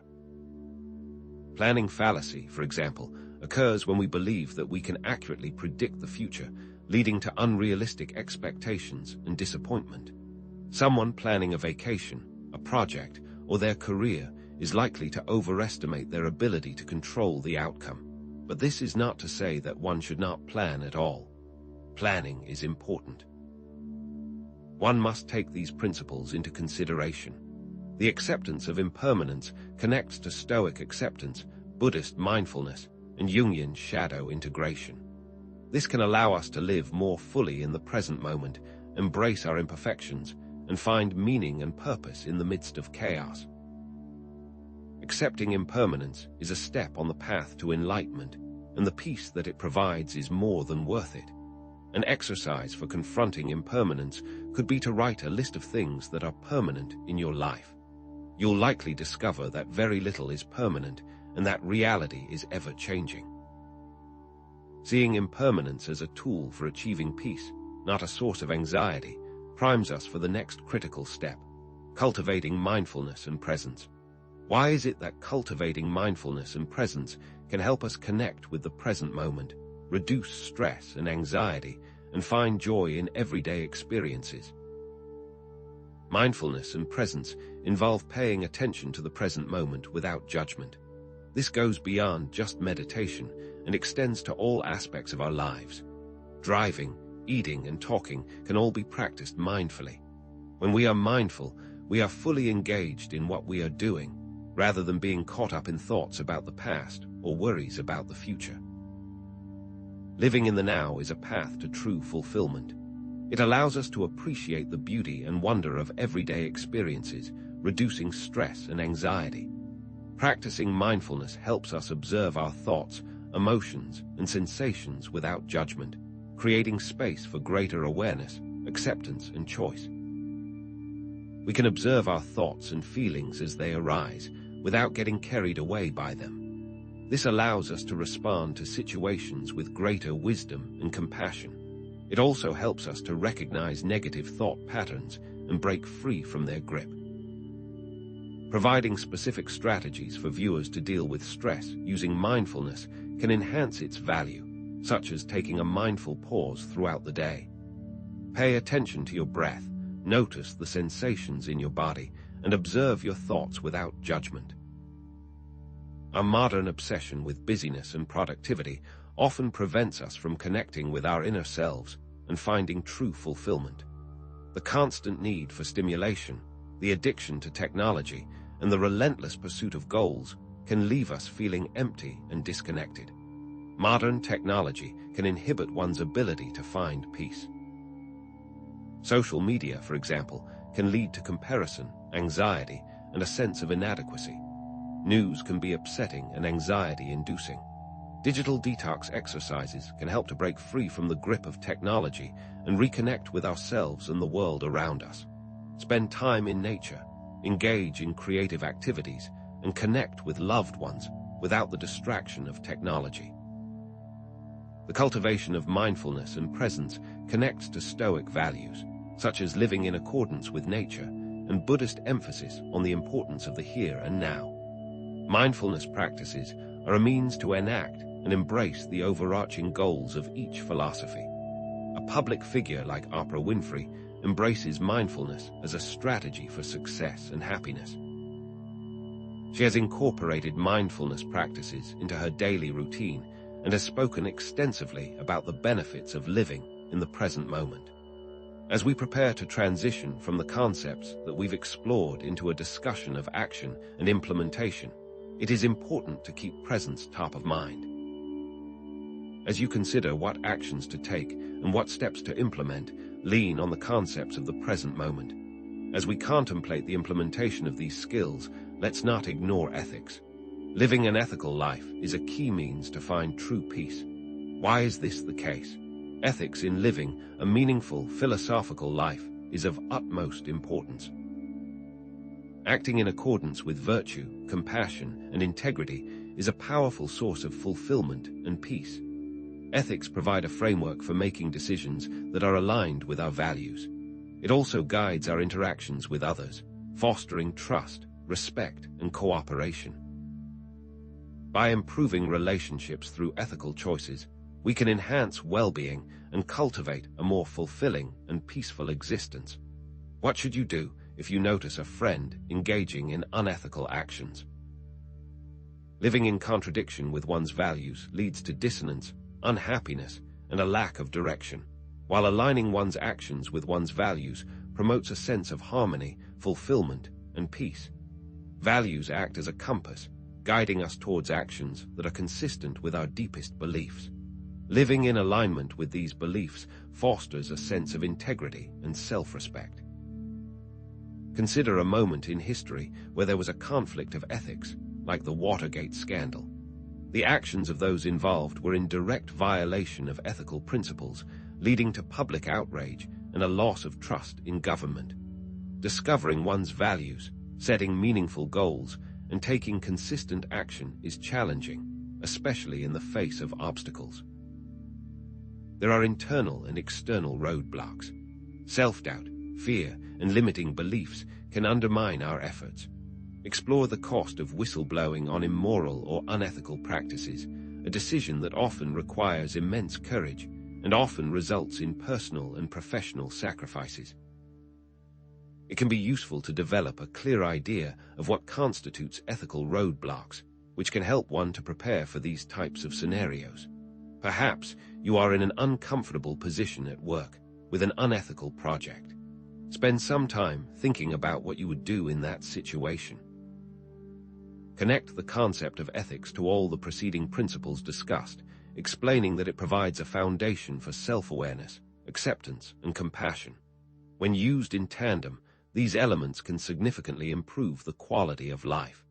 Specific advice for how to be more ethical in various situations could include practicing honesty, showing compassion, and acting with integrity.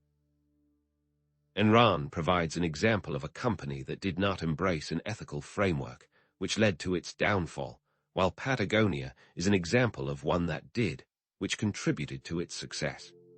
As we bring the concepts explored to a close, it is important to remember all of the tools you have gained. We prime the viewer for the next steps by emphasizing how important ethics are to the principles previously discussed. As we embrace these ethical principles, we must be wary of cognitive traps that lead to misery. What are these cognitive traps, and how do they sabotage our pursuit of a peaceful life? Cognitive traps are mental patterns that perpetuate negative emotions and prevent us from experiencing genuine contentment. They are like hidden potholes on the road to inner peace, capable of derailing our progress if we are not vigilant. Cognitive distortions, such as confirmation bias, negativity bias, and catastrophizing, contribute significantly to unhappiness. Confirmation bias leads us to seek out information that confirms our existing beliefs, even if those beliefs are negative or limiting.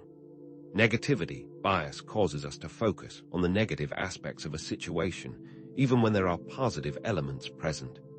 Catastrophizing involves exaggerating the potential consequences of a situation, imagining the worst-case scenario. A person who believes they are not good at public speaking may only remember negative feedback they have received, reinforcing their belief and increasing anxiety. Someone who dwells on a minor mistake at work and imagines that it will lead to job loss is catastrophizing. These thought patterns can significantly impair our ability to be at peace, leading to a sense of dread and anxiety. These cognitive traps reinforce negative beliefs about ourselves and the world, ultimately contributing to chronic stress, anxiety, and even depression. By consistently filtering our experiences through a negative lens, we create a self-fulfilling prophecy, perpetuating a cycle of unhappiness. Cognitive traps touch every corner of our lives, from our relationships to our careers and even our self-image. Consider confirmation bias, for example, which can perpetuate the belief in scarcity. Someone struggling financially may only focus on stories of others who have failed, reinforcing their belief that success is impossible. This can lead to feelings of hopelessness and prevent them from taking steps to improve their situation. We need a plan to combat these traps, but how? The first step is recognizing the traps in action by challenging assumptions that our thoughts are always accurate reflections of reality. We must begin to question the validity of our negative thoughts and be willing to consider alternative interpretations. What are some of the techniques to challenge these cognitive traps? Questioning our thought patterns can create alternative outcomes. It can even challenge the emotions associated with the belief. Take, for instance, someone dealing with imposter syndrome, the belief that one is not competent and will be exposed as a fraud. They may dismiss their accomplishments as luck or attribute them to external factors. To combat this cognitive trap, they can challenge their negative thoughts by actively seeking out evidence of their competence, such as positive feedback from colleagues or successful project outcomes. They can also reframe their thoughts, recognizing that feeling like an imposter is a common experience, especially when stepping outside of one's comfort zone. One can also recognize how one is benefiting from this belief and whether or not it is actually advantageous. Perhaps the imposter syndrome is a way to stay humble or to avoid taking on more than one can handle. This act of introspection helps us to navigate the challenges of life with resilience and self-awareness. Avoiding cognitive traps is intimately linked to the practice of mindfulness. Mindfulness allows us to observe our thoughts without judgment, recognizing them as simply mental events rather than accurate reflections of reality. This creates space for greater awareness and choice, allowing us to respond to situations with wisdom and compassion. Cognitive behavioral therapy, CBT, offers specific techniques for identifying and challenging cognitive distortions. Journaling prompts can be particularly helpful in identifying when these thoughts are occurring. Ask yourself, what thoughts are causing me distress? And what evidence supports or contradicts these thoughts? By regularly documenting your thoughts and feelings, you can begin to recognize patterns and identify the specific cognitive traps that are affecting your well-being. If you recognize a negative thought occurring, the first step is to recognize that you don't have to act on it. You can dismiss it. Once you have the ability to recognize a cognitive trap, you can start to take meaningful and skillful action. But what skillful action can one take? And how can one guarantee that the action is benefiting peace? Recognizing cognitive traps is a great first step to improve peace and mental well-being. Now, let's consider another approach: gratitude. Why is it that cultivating gratitude is essential for lasting peace? Practicing gratitude helps us shift our focus from what is lacking to what is present, fostering a sense of contentment and appreciation for life's simple pleasures. Gratitude helps us to recognize the abundance in our lives, even when things are difficult. It reminds us that we are not alone and that there is always something to be thankful for. Consider the difference between focusing on the cost of rent versus the gratitude that one has a safe place to sleep.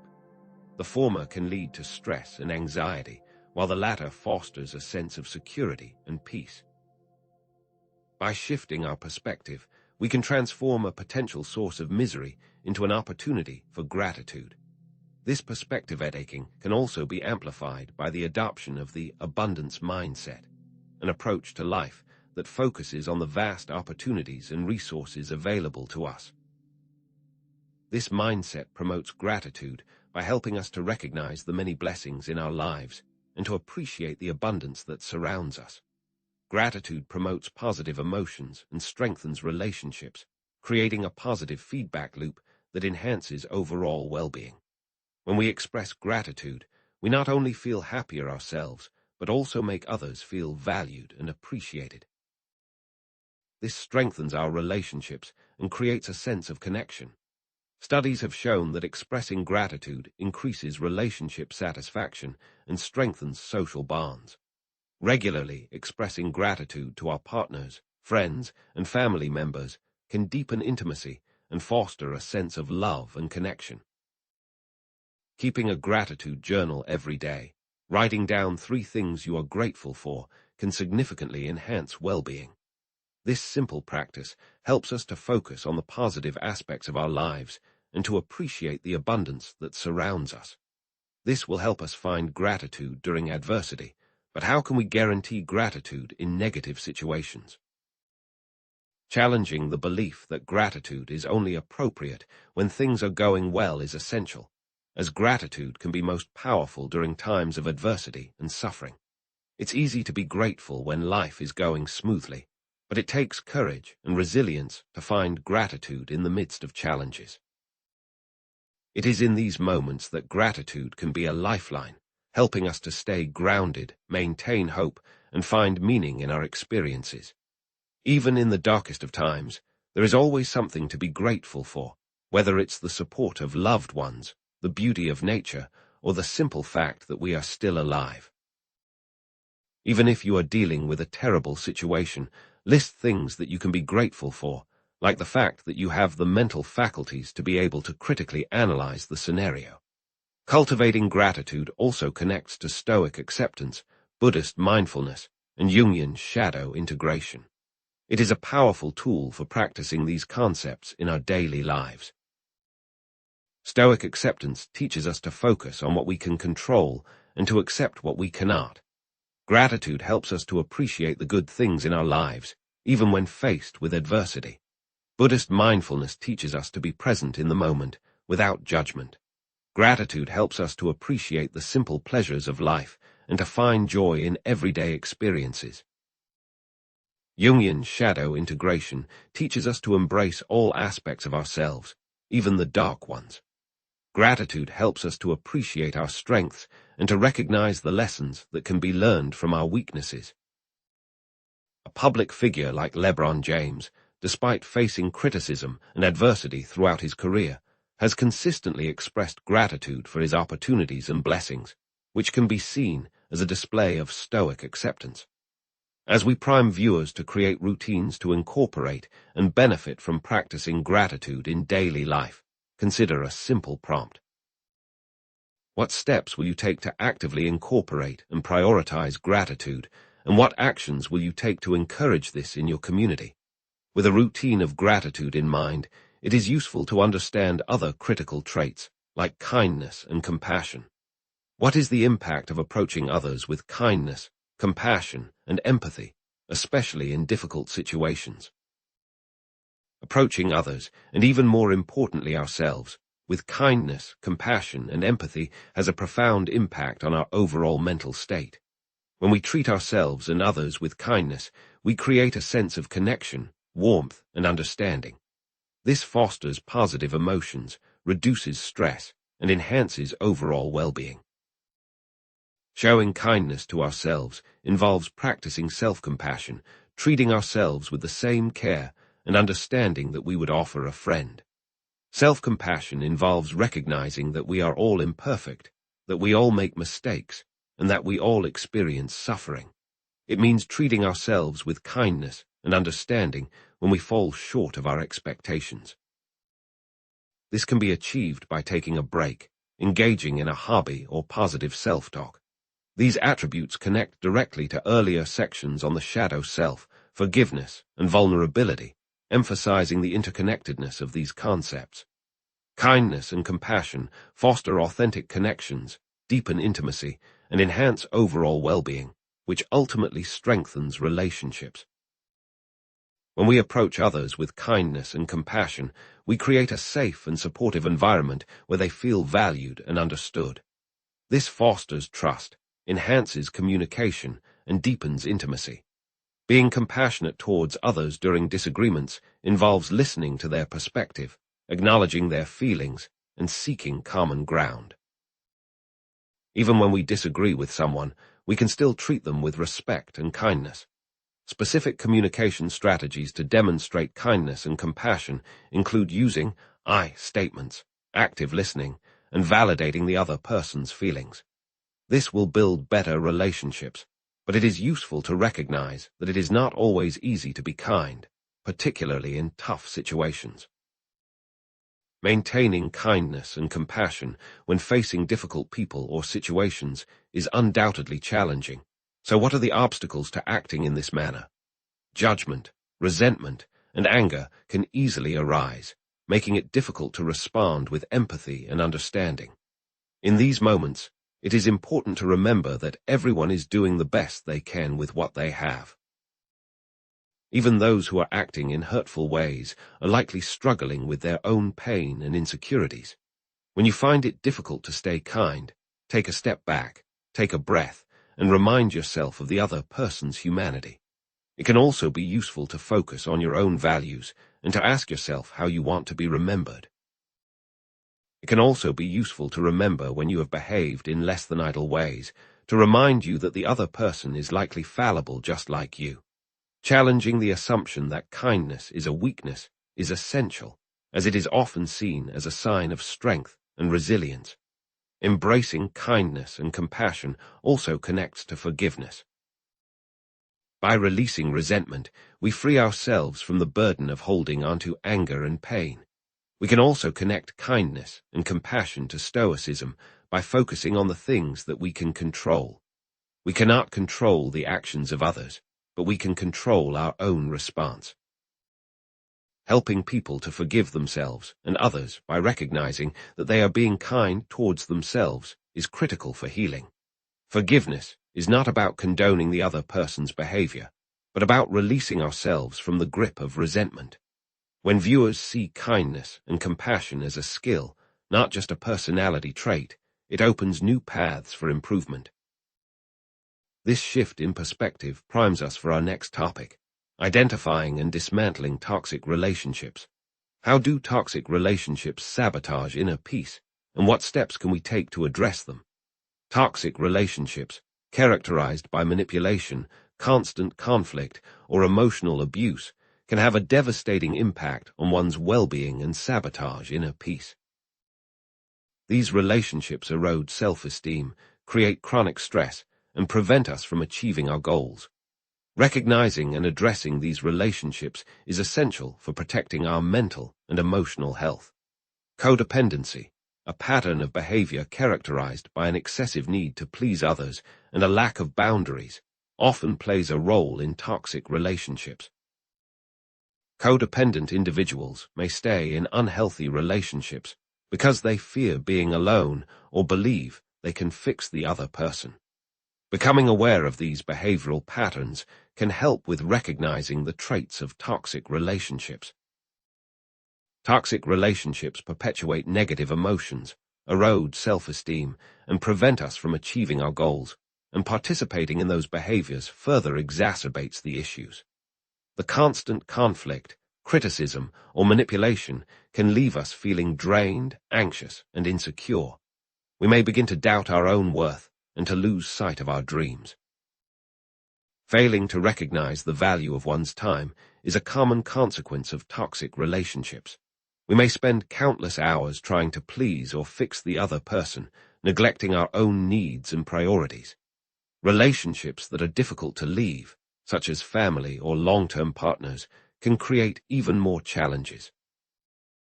The emotional attachment and shared history can make it difficult to see the relationship clearly and to take steps to protect ourselves. Ending toxic relationships is difficult, especially when there is a history of emotional attachment or codependency. But what should we do in situations that involve emotional attachment or codependency? Challenging the belief that we can change or fix toxic people is essential. People in these situations have to analyze the types of people that cannot change and how to avoid codependency in those scenarios. Provide steps for disentangling from a toxic relationship, such as setting boundaries, seeking support from friends or family, and considering therapy. It's important to remember that you cannot change another person and that your well-being is your top priority. The most important component of leaving a toxic relationship is understanding it at its core. Dismantling toxic relationships can be connected to Stoicism, which shows us how to use the dichotomy of control to focus on what we can influence, like our boundaries and our actions, and disconnect from what we cannot, like the other person's behavior. It also is an act of self-compassion to recognize that our well-being is worth prioritizing. The viewer can take practical steps to prioritize their well-being in these types of situations. In these situations, what can we do to ensure that we do not get into future similar scenarios? Cultivating healthy relationships will empower us to form these positive relationships by seeing the importance of setting and maintaining healthy boundaries. Why are healthy boundaries important to one's well-being? Why are healthy boundaries important to one's well-being? Because cultivating healthy relationships goes hand in hand with embracing a growth mindset. What exactly is a growth mindset, and how does it differ from a fixed one? A growth mindset is the belief that abilities and intelligence can be developed through dedication and hard work. In contrast, a fixed mindset assumes that abilities are innate and unchangeable. The former sees failure as an opportunity to learn and improve, while the latter views it as evidence of inadequacy. Imagine two students who fail a test. The student with a growth mindset will analyze their mistakes, seek help from their teacher, and adjust their study strategies for the next exam. They see the failure as a temporary setback and an opportunity to grow. The student with a fixed mindset, on the other hand, may become discouraged, concluding that they are simply not smart enough. They may avoid studying for future tests, fearing further failure and reinforcing their negative self-perception. The growth mindset focuses on progress, not perfection, whereas the fixed mindset can be fragile and lead to learned helplessness. Embracing a growth mindset fosters resilience, creativity, and a willingness to take on challenges. It allows us to see setbacks as opportunities for growth and to persevere in the face of adversity. Clinging to a fixed mindset, however, leads to fear of failure and a reluctance to step outside one's comfort zone. Consider someone who believes they are not creative.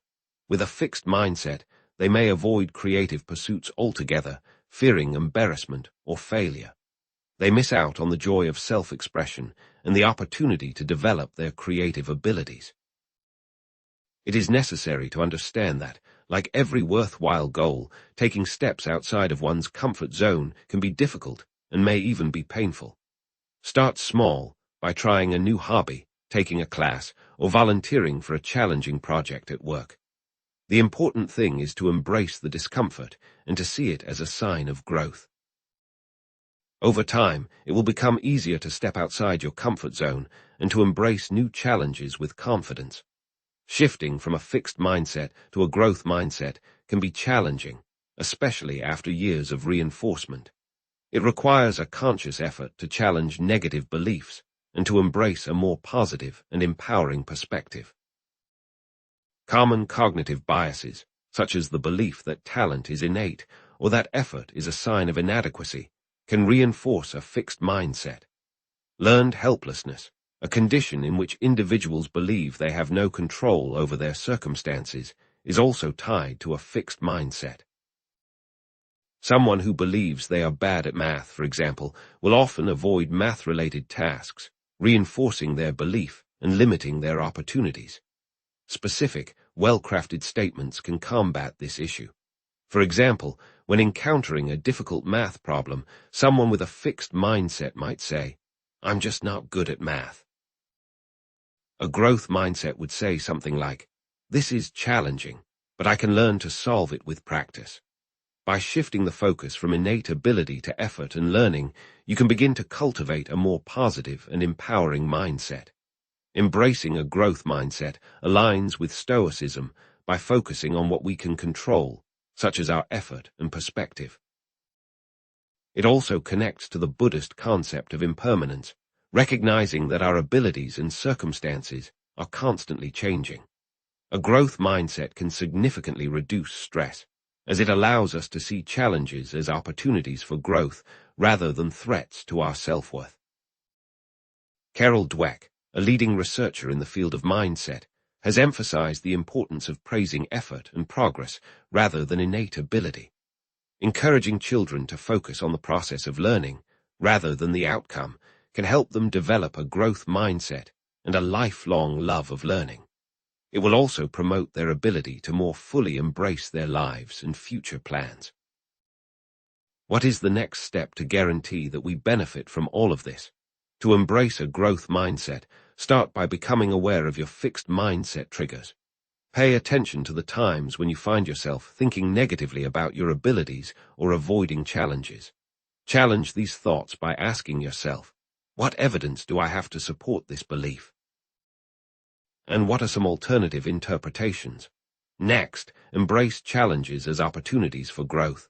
Seek out new experiences and don't be afraid to make mistakes. Learn from your mistakes and see them as stepping stones to success. Celebrate your progress, no matter how small. Acknowledge your efforts and recognize the improvements you are making. Finally, surround yourself with people who support your growth. Seek out mentors, coaches, or friends who believe in your potential and encourage you to pursue your dreams. But even with the support of others and a growth mindset, it can be challenging to change, particularly without one key element, self-reflection. What is the transformative power of self-reflection?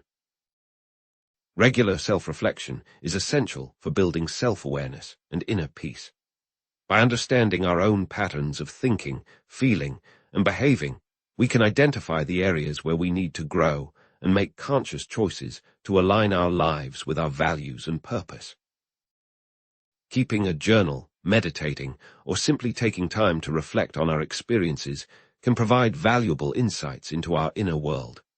Journaling, in particular, is a powerful tool for self-reflection. By writing down our thoughts and feelings, we can gain clarity about our experiences and identify patterns that we may not be aware of. It also acts as a knowledge progression by synthesizing what we have learned from previous knowledge.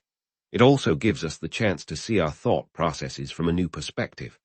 Consistent self-reflection promotes self-compassion and resilience, fostering a greater sense of alignment with one's values and purpose. It can also help with finding meaning in life, as it allows us to connect with our deeper selves and to identify what truly matters to us. Self-compassion is essential for navigating the challenges of life with grace and resilience. When we treat ourselves with kindness and understanding, we are better able to cope with stress, overcome setbacks, and maintain a positive outlook. When you're aware of your thought patterns and cognitive distortions, you are also better able to implement the lessons that you have learned previously. For example, if you are feeling overwhelmed, take a few moments to practice self-compassion. Remind yourself that you are doing the best you can, that everyone makes mistakes, and that you are worthy of love and acceptance, even when you fall short of your expectations. For a journaling exercise, try writing a letter to yourself from the perspective of a kind and compassionate friend. What would this friend say to you about your current challenges? Confronting one's own flaws and limitations can be uncomfortable, but it is essential for personal growth. Avoidance strategies, such as denial, rationalization, or projection, can prevent us from seeing ourselves clearly and from taking responsibility for our actions. Someone might avoid journaling due to fear of confronting their mistakes, preferring to remain in a state of blissful ignorance. To combat these avoidance strategies, it is important to cultivate a willingness to be honest with ourselves, even when it is painful. Ask yourself, what am I afraid of facing? And what would happen if I allowed myself to see the truth? You can then use those answers to combat your fears. Recognize that everyone makes mistakes and is imperfect. It is important to be willing to forgive yourself and to learn from your experiences. How do we use our values to guide us? Self-reflection can be connected to Jungian shadow integration by helping us to identify and integrate our disowned aspects. By becoming aware of our shadow, we can begin to understand the unconscious patterns that are driving our behavior and to make conscious choices to align our lives with our values. By using self-reflection to find values and ethics, we can gain a greater sense of purpose and meaning in our lives. Ask yourself, what do I stand for? And what kind of person do I want to be? Use your answers to guide your decisions and to create a life that is aligned with your deepest values. This can be applied to all aspects of your life, from your relationships to your career, and even to your interactions with strangers. How can we utilize self-reflection to move forward? To prime viewers to take the concept of self-reflection and implement it as a skill, consider the following scenario. You are in a heated argument with a loved one. Take a few moments to step back and reflect on your own thoughts, feelings, and behaviors. Ask yourself, what am I feeling right now? And what is driving my reaction? Once you have a better understanding of your own internal state, you can begin to communicate more effectively and to find a resolution that works for both of you. While that scenario might be common, it is worth noting that it can be very difficult to simply slow down and focus on patience. Why is cultivating patience in a fast-paced world an important skill to develop? The rise of short-form content and instant gratification has made it increasingly difficult to cultivate patience. Our attention spans are shrinking, and we expect immediate results in all areas of our lives. However, patience is essential for inner peace and well-being. It allows us to navigate challenges with grace and resilience and to appreciate the process of growth and development. It's worth noting that throughout history people have had different relationships with time. Our modern sense of urgency is a relatively recent phenomenon. This is due to the accessibility that comes from technology, But it is still worth understanding that patience can have a positive impact on one's life. Impatience is often a source of anxiety, not a means to efficiency. When we are constantly rushing and trying to get things done as quickly as possible, we create unnecessary stress and tension. This can lead to burnout, poor decision-making, and strained relationships. On the other hand, when we approach life with patience, we're able to stay calm, focused, and present in the moment. This allows us to make better decisions, build stronger relationships, and enjoy the journey along the way. Consider the difference between someone who rushes through their work, making careless mistakes and feeling stressed and overwhelmed, versus someone who takes their time, focusing on quality and enjoying the process. The latter is more likely to produce better results and to experience a greater sense of satisfaction. What happens to someone who does not and cannot practice patience? When someone is constantly impatient, they may experience a range of negative consequences, including increased stress, anxiety, and frustration. They may also struggle to build meaningful relationships, as their impatience can be off-putting to others. Impatience can also lead to poor decision-making, as it often causes us to act impulsively without considering the potential consequences. To maintain patience, embrace that it takes more than simply waiting. Implement various strategies, such as meditation and setting realistic expectations. For example, if you are stuck in traffic, instead of getting frustrated and honking your horn, take a few deep breaths and practice mindfulness. Focus on the present moment and appreciate the opportunity to relax and unwind. This shift in perspective can transform a stressful situation into an opportunity for peace and tranquility. Additionally, recognize the time that certain things will take. If you understand that things will take time, it can enable more patience. Is there a way that we can connect this to things that we've already discussed? Patience connects with Stoicism by teaching us to control our response to difficult situations. It connects to the Buddhist concept of impermanence by reminding us that nothing lasts forever and that things will happen that we don't like. By practicing patience, we can learn to accept the present moment, even when it is challenging, and to trust that things will eventually work out for the best. Consider what someone could do in their lives if they practiced more patience. They might achieve their goals more effectively, build stronger relationships, and experience a greater sense of inner peace. What steps can the viewer take to become more patient? Prime viewers to put patience to the test by detailing moments in their lives where they could be more patient. In order to put this to the test, start by identifying those situations in your life where you tend to be impatient. Pay attention to your thoughts, feelings, and behaviors in these moments. Once you have identified your triggers, begin to practice patience by slowing down, taking deep breaths, and focusing on the present moment. Remind yourself that everything takes time and that rushing will only increase your stress. Finally, celebrate your progress and reward yourself for your efforts. As you progress down your path, it can be useful to understand how to fully accept the path that you are taking. What does practicing radical acceptance truly mean for a peaceful life? Radical acceptance is a way to foster inner peace by embracing reality as it is, without resistance or judgment. It involves acknowledging that some things are beyond our control and that clinging to what we can't change only creates suffering. Radical acceptance does not mean condoning harmful behavior or giving up on our dreams. Rather, it is a tool for liberation, freeing us to focus on what we can influence and to live more fully in the present moment. For example, if you are dealing with a chronic illness, you cannot change the fact that you are sick, but you can accept it and focus on managing your symptoms, seeking support from loved ones, and living as fulfilling a life as possible. This builds upon our previous discussion about the illusion of control and can drastically improve our well-being. How does this process specifically work? Clinging to what we can't control creates suffering, while radical acceptance frees us to focus on what we can influence. Challenging your belief that acceptance is passive or weak is an essential step in being able to put this into practice. What happens when someone tries radical acceptance and they're not successful? They might experience feelings of frustration, anger, or sadness. It's important to remember that radical acceptance is a process, not a destination. It takes time, effort, and self-compassion. If you are struggling, seek support from a therapist, counselor, or trusted friend.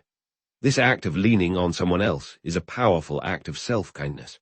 What steps can viewers take to better implement radical acceptance? To better implement radical acceptance, challenge the belief that acceptance is passive or weak. Recognize that it takes courage and strength to accept reality as it is, especially when it is painful.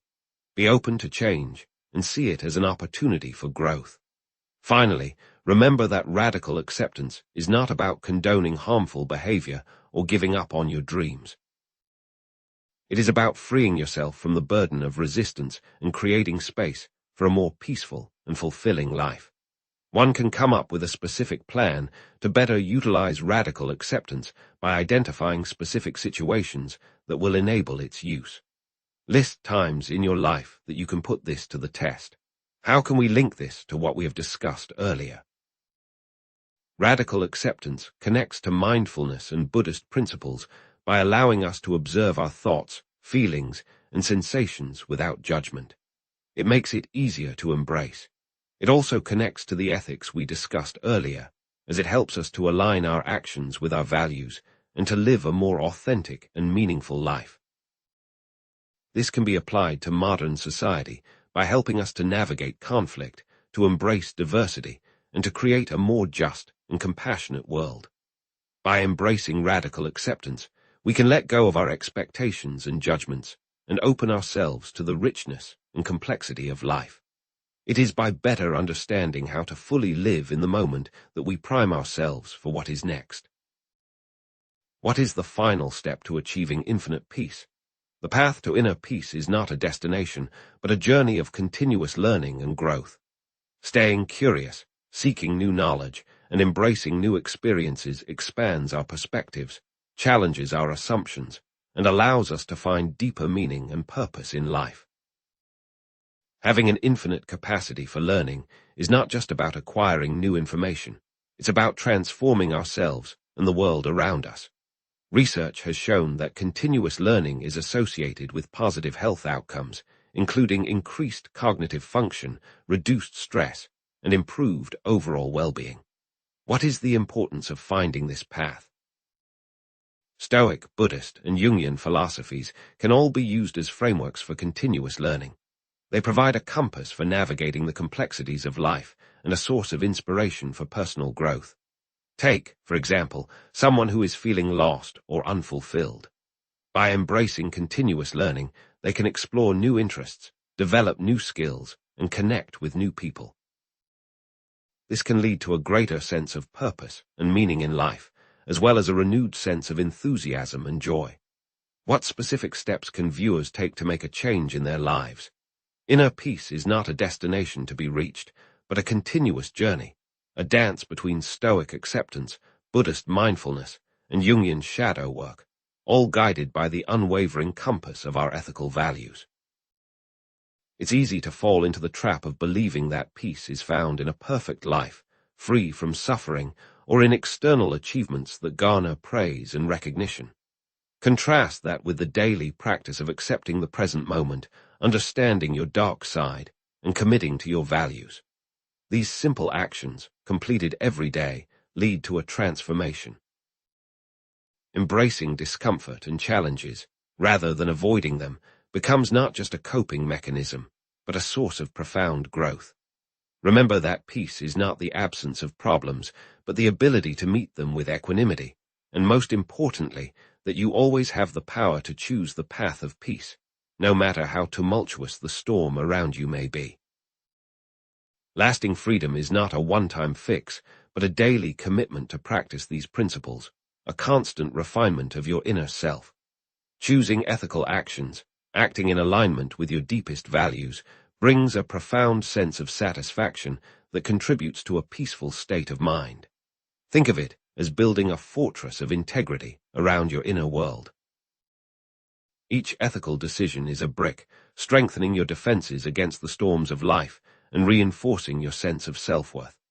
This fortress of integrity, built brick by brick, becomes a sanctuary where you can retreat and find solace amidst the chaos of the external world. The achievement of individual inner peace is not a solitary endeavor. It ripples outwards, impacting society as a whole. An emotionally regulated person fosters compassion, understanding, and ethical action, creating a positive influence that extends far beyond their immediate sphere. Imagine a society where individuals are committed to inner peace. Conflicts would be resolved with greater wisdom, empathy would be the norm, and ethical action would guide decision-making at all levels. Conversely, a society is only as sick as its individuals, reflecting the collective anxieties, fears, and unresolved conflicts of its members. By cultivating inner peace, we contribute to the healing of the world, one conscious act at a time. Inner peace provides the foundation for effective action in the world, allowing us to approach global challenges with greater clarity, compassion, and resilience. The knowledge you've gained is intended to pave the way for an improved future, a life where challenges are met with equanimity and emotional well-being flourishes.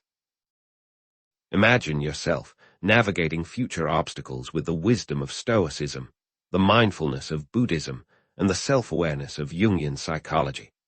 This knowledge will not only reduce the intensity of future challenges, but also lead to positive emotional outcomes, such as increased resilience, greater joy, and deeper connection with others. The promise of a more peaceful and fulfilling future is not a distant dream, but a tangible possibility, within reach through the consistent application of these timeless principles. Remember the illusion of control, the fleeting nature of impermanence, the profound benefits of self-compassion, and the vital role of meaningful relationships.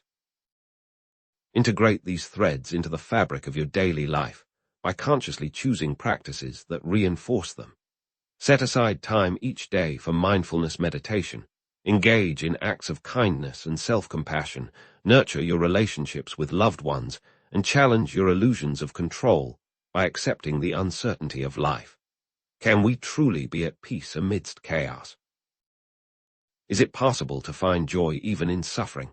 The answer is a resounding yes, through mindful acceptance and resilience, by embracing vulnerability, integrating the shadow, and cultivating gratitude. These practices, woven together, create a tapestry of inner peace that can withstand the storms of life. A commitment to ongoing self-discovery can significantly reduce internal tension, allowing you to navigate life with greater ease and grace. Inner peace allows you to approach each day with a sense of calm and confidence. The positive benefits of inner peace extend to all aspects of your existence.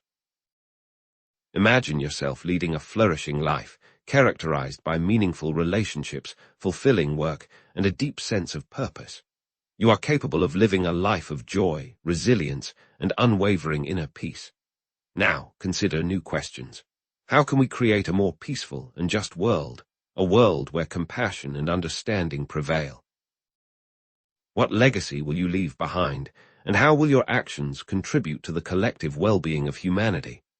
Delve deeper into specific philosophical and psychological concepts, such as Stoic ethics, Buddhist psychology, and Jungian archetypes. Explore the works of Seneca, the teachings of the Buddha, and the insights of Carl Jung, becoming a lifelong learner on the path to inner peace and wisdom. Expand your horizons by seeking out related content on this channel or other relevant sources, such as books, websites, communities, and workshops. Share your experiences, insights, and challenges in the comments section below, creating a community of support and inspiration. Commit to one specific action you will take in the next week to cultivate greater inner peace, such as practicing mindfulness meditation for 5 minutes each day, or engaging in an act of kindness towards someone in need. Ultimately, you have the power to choose ethical actions, to embrace mindfulness, and to cultivate inner peace, regardless of the external circumstances. Remember that the power of choice resides within you, and that you have the potential to transform not only your own life, but also the world around you. Step boldly into the life you were meant to live, a life of purpose, compassion, and unwavering inner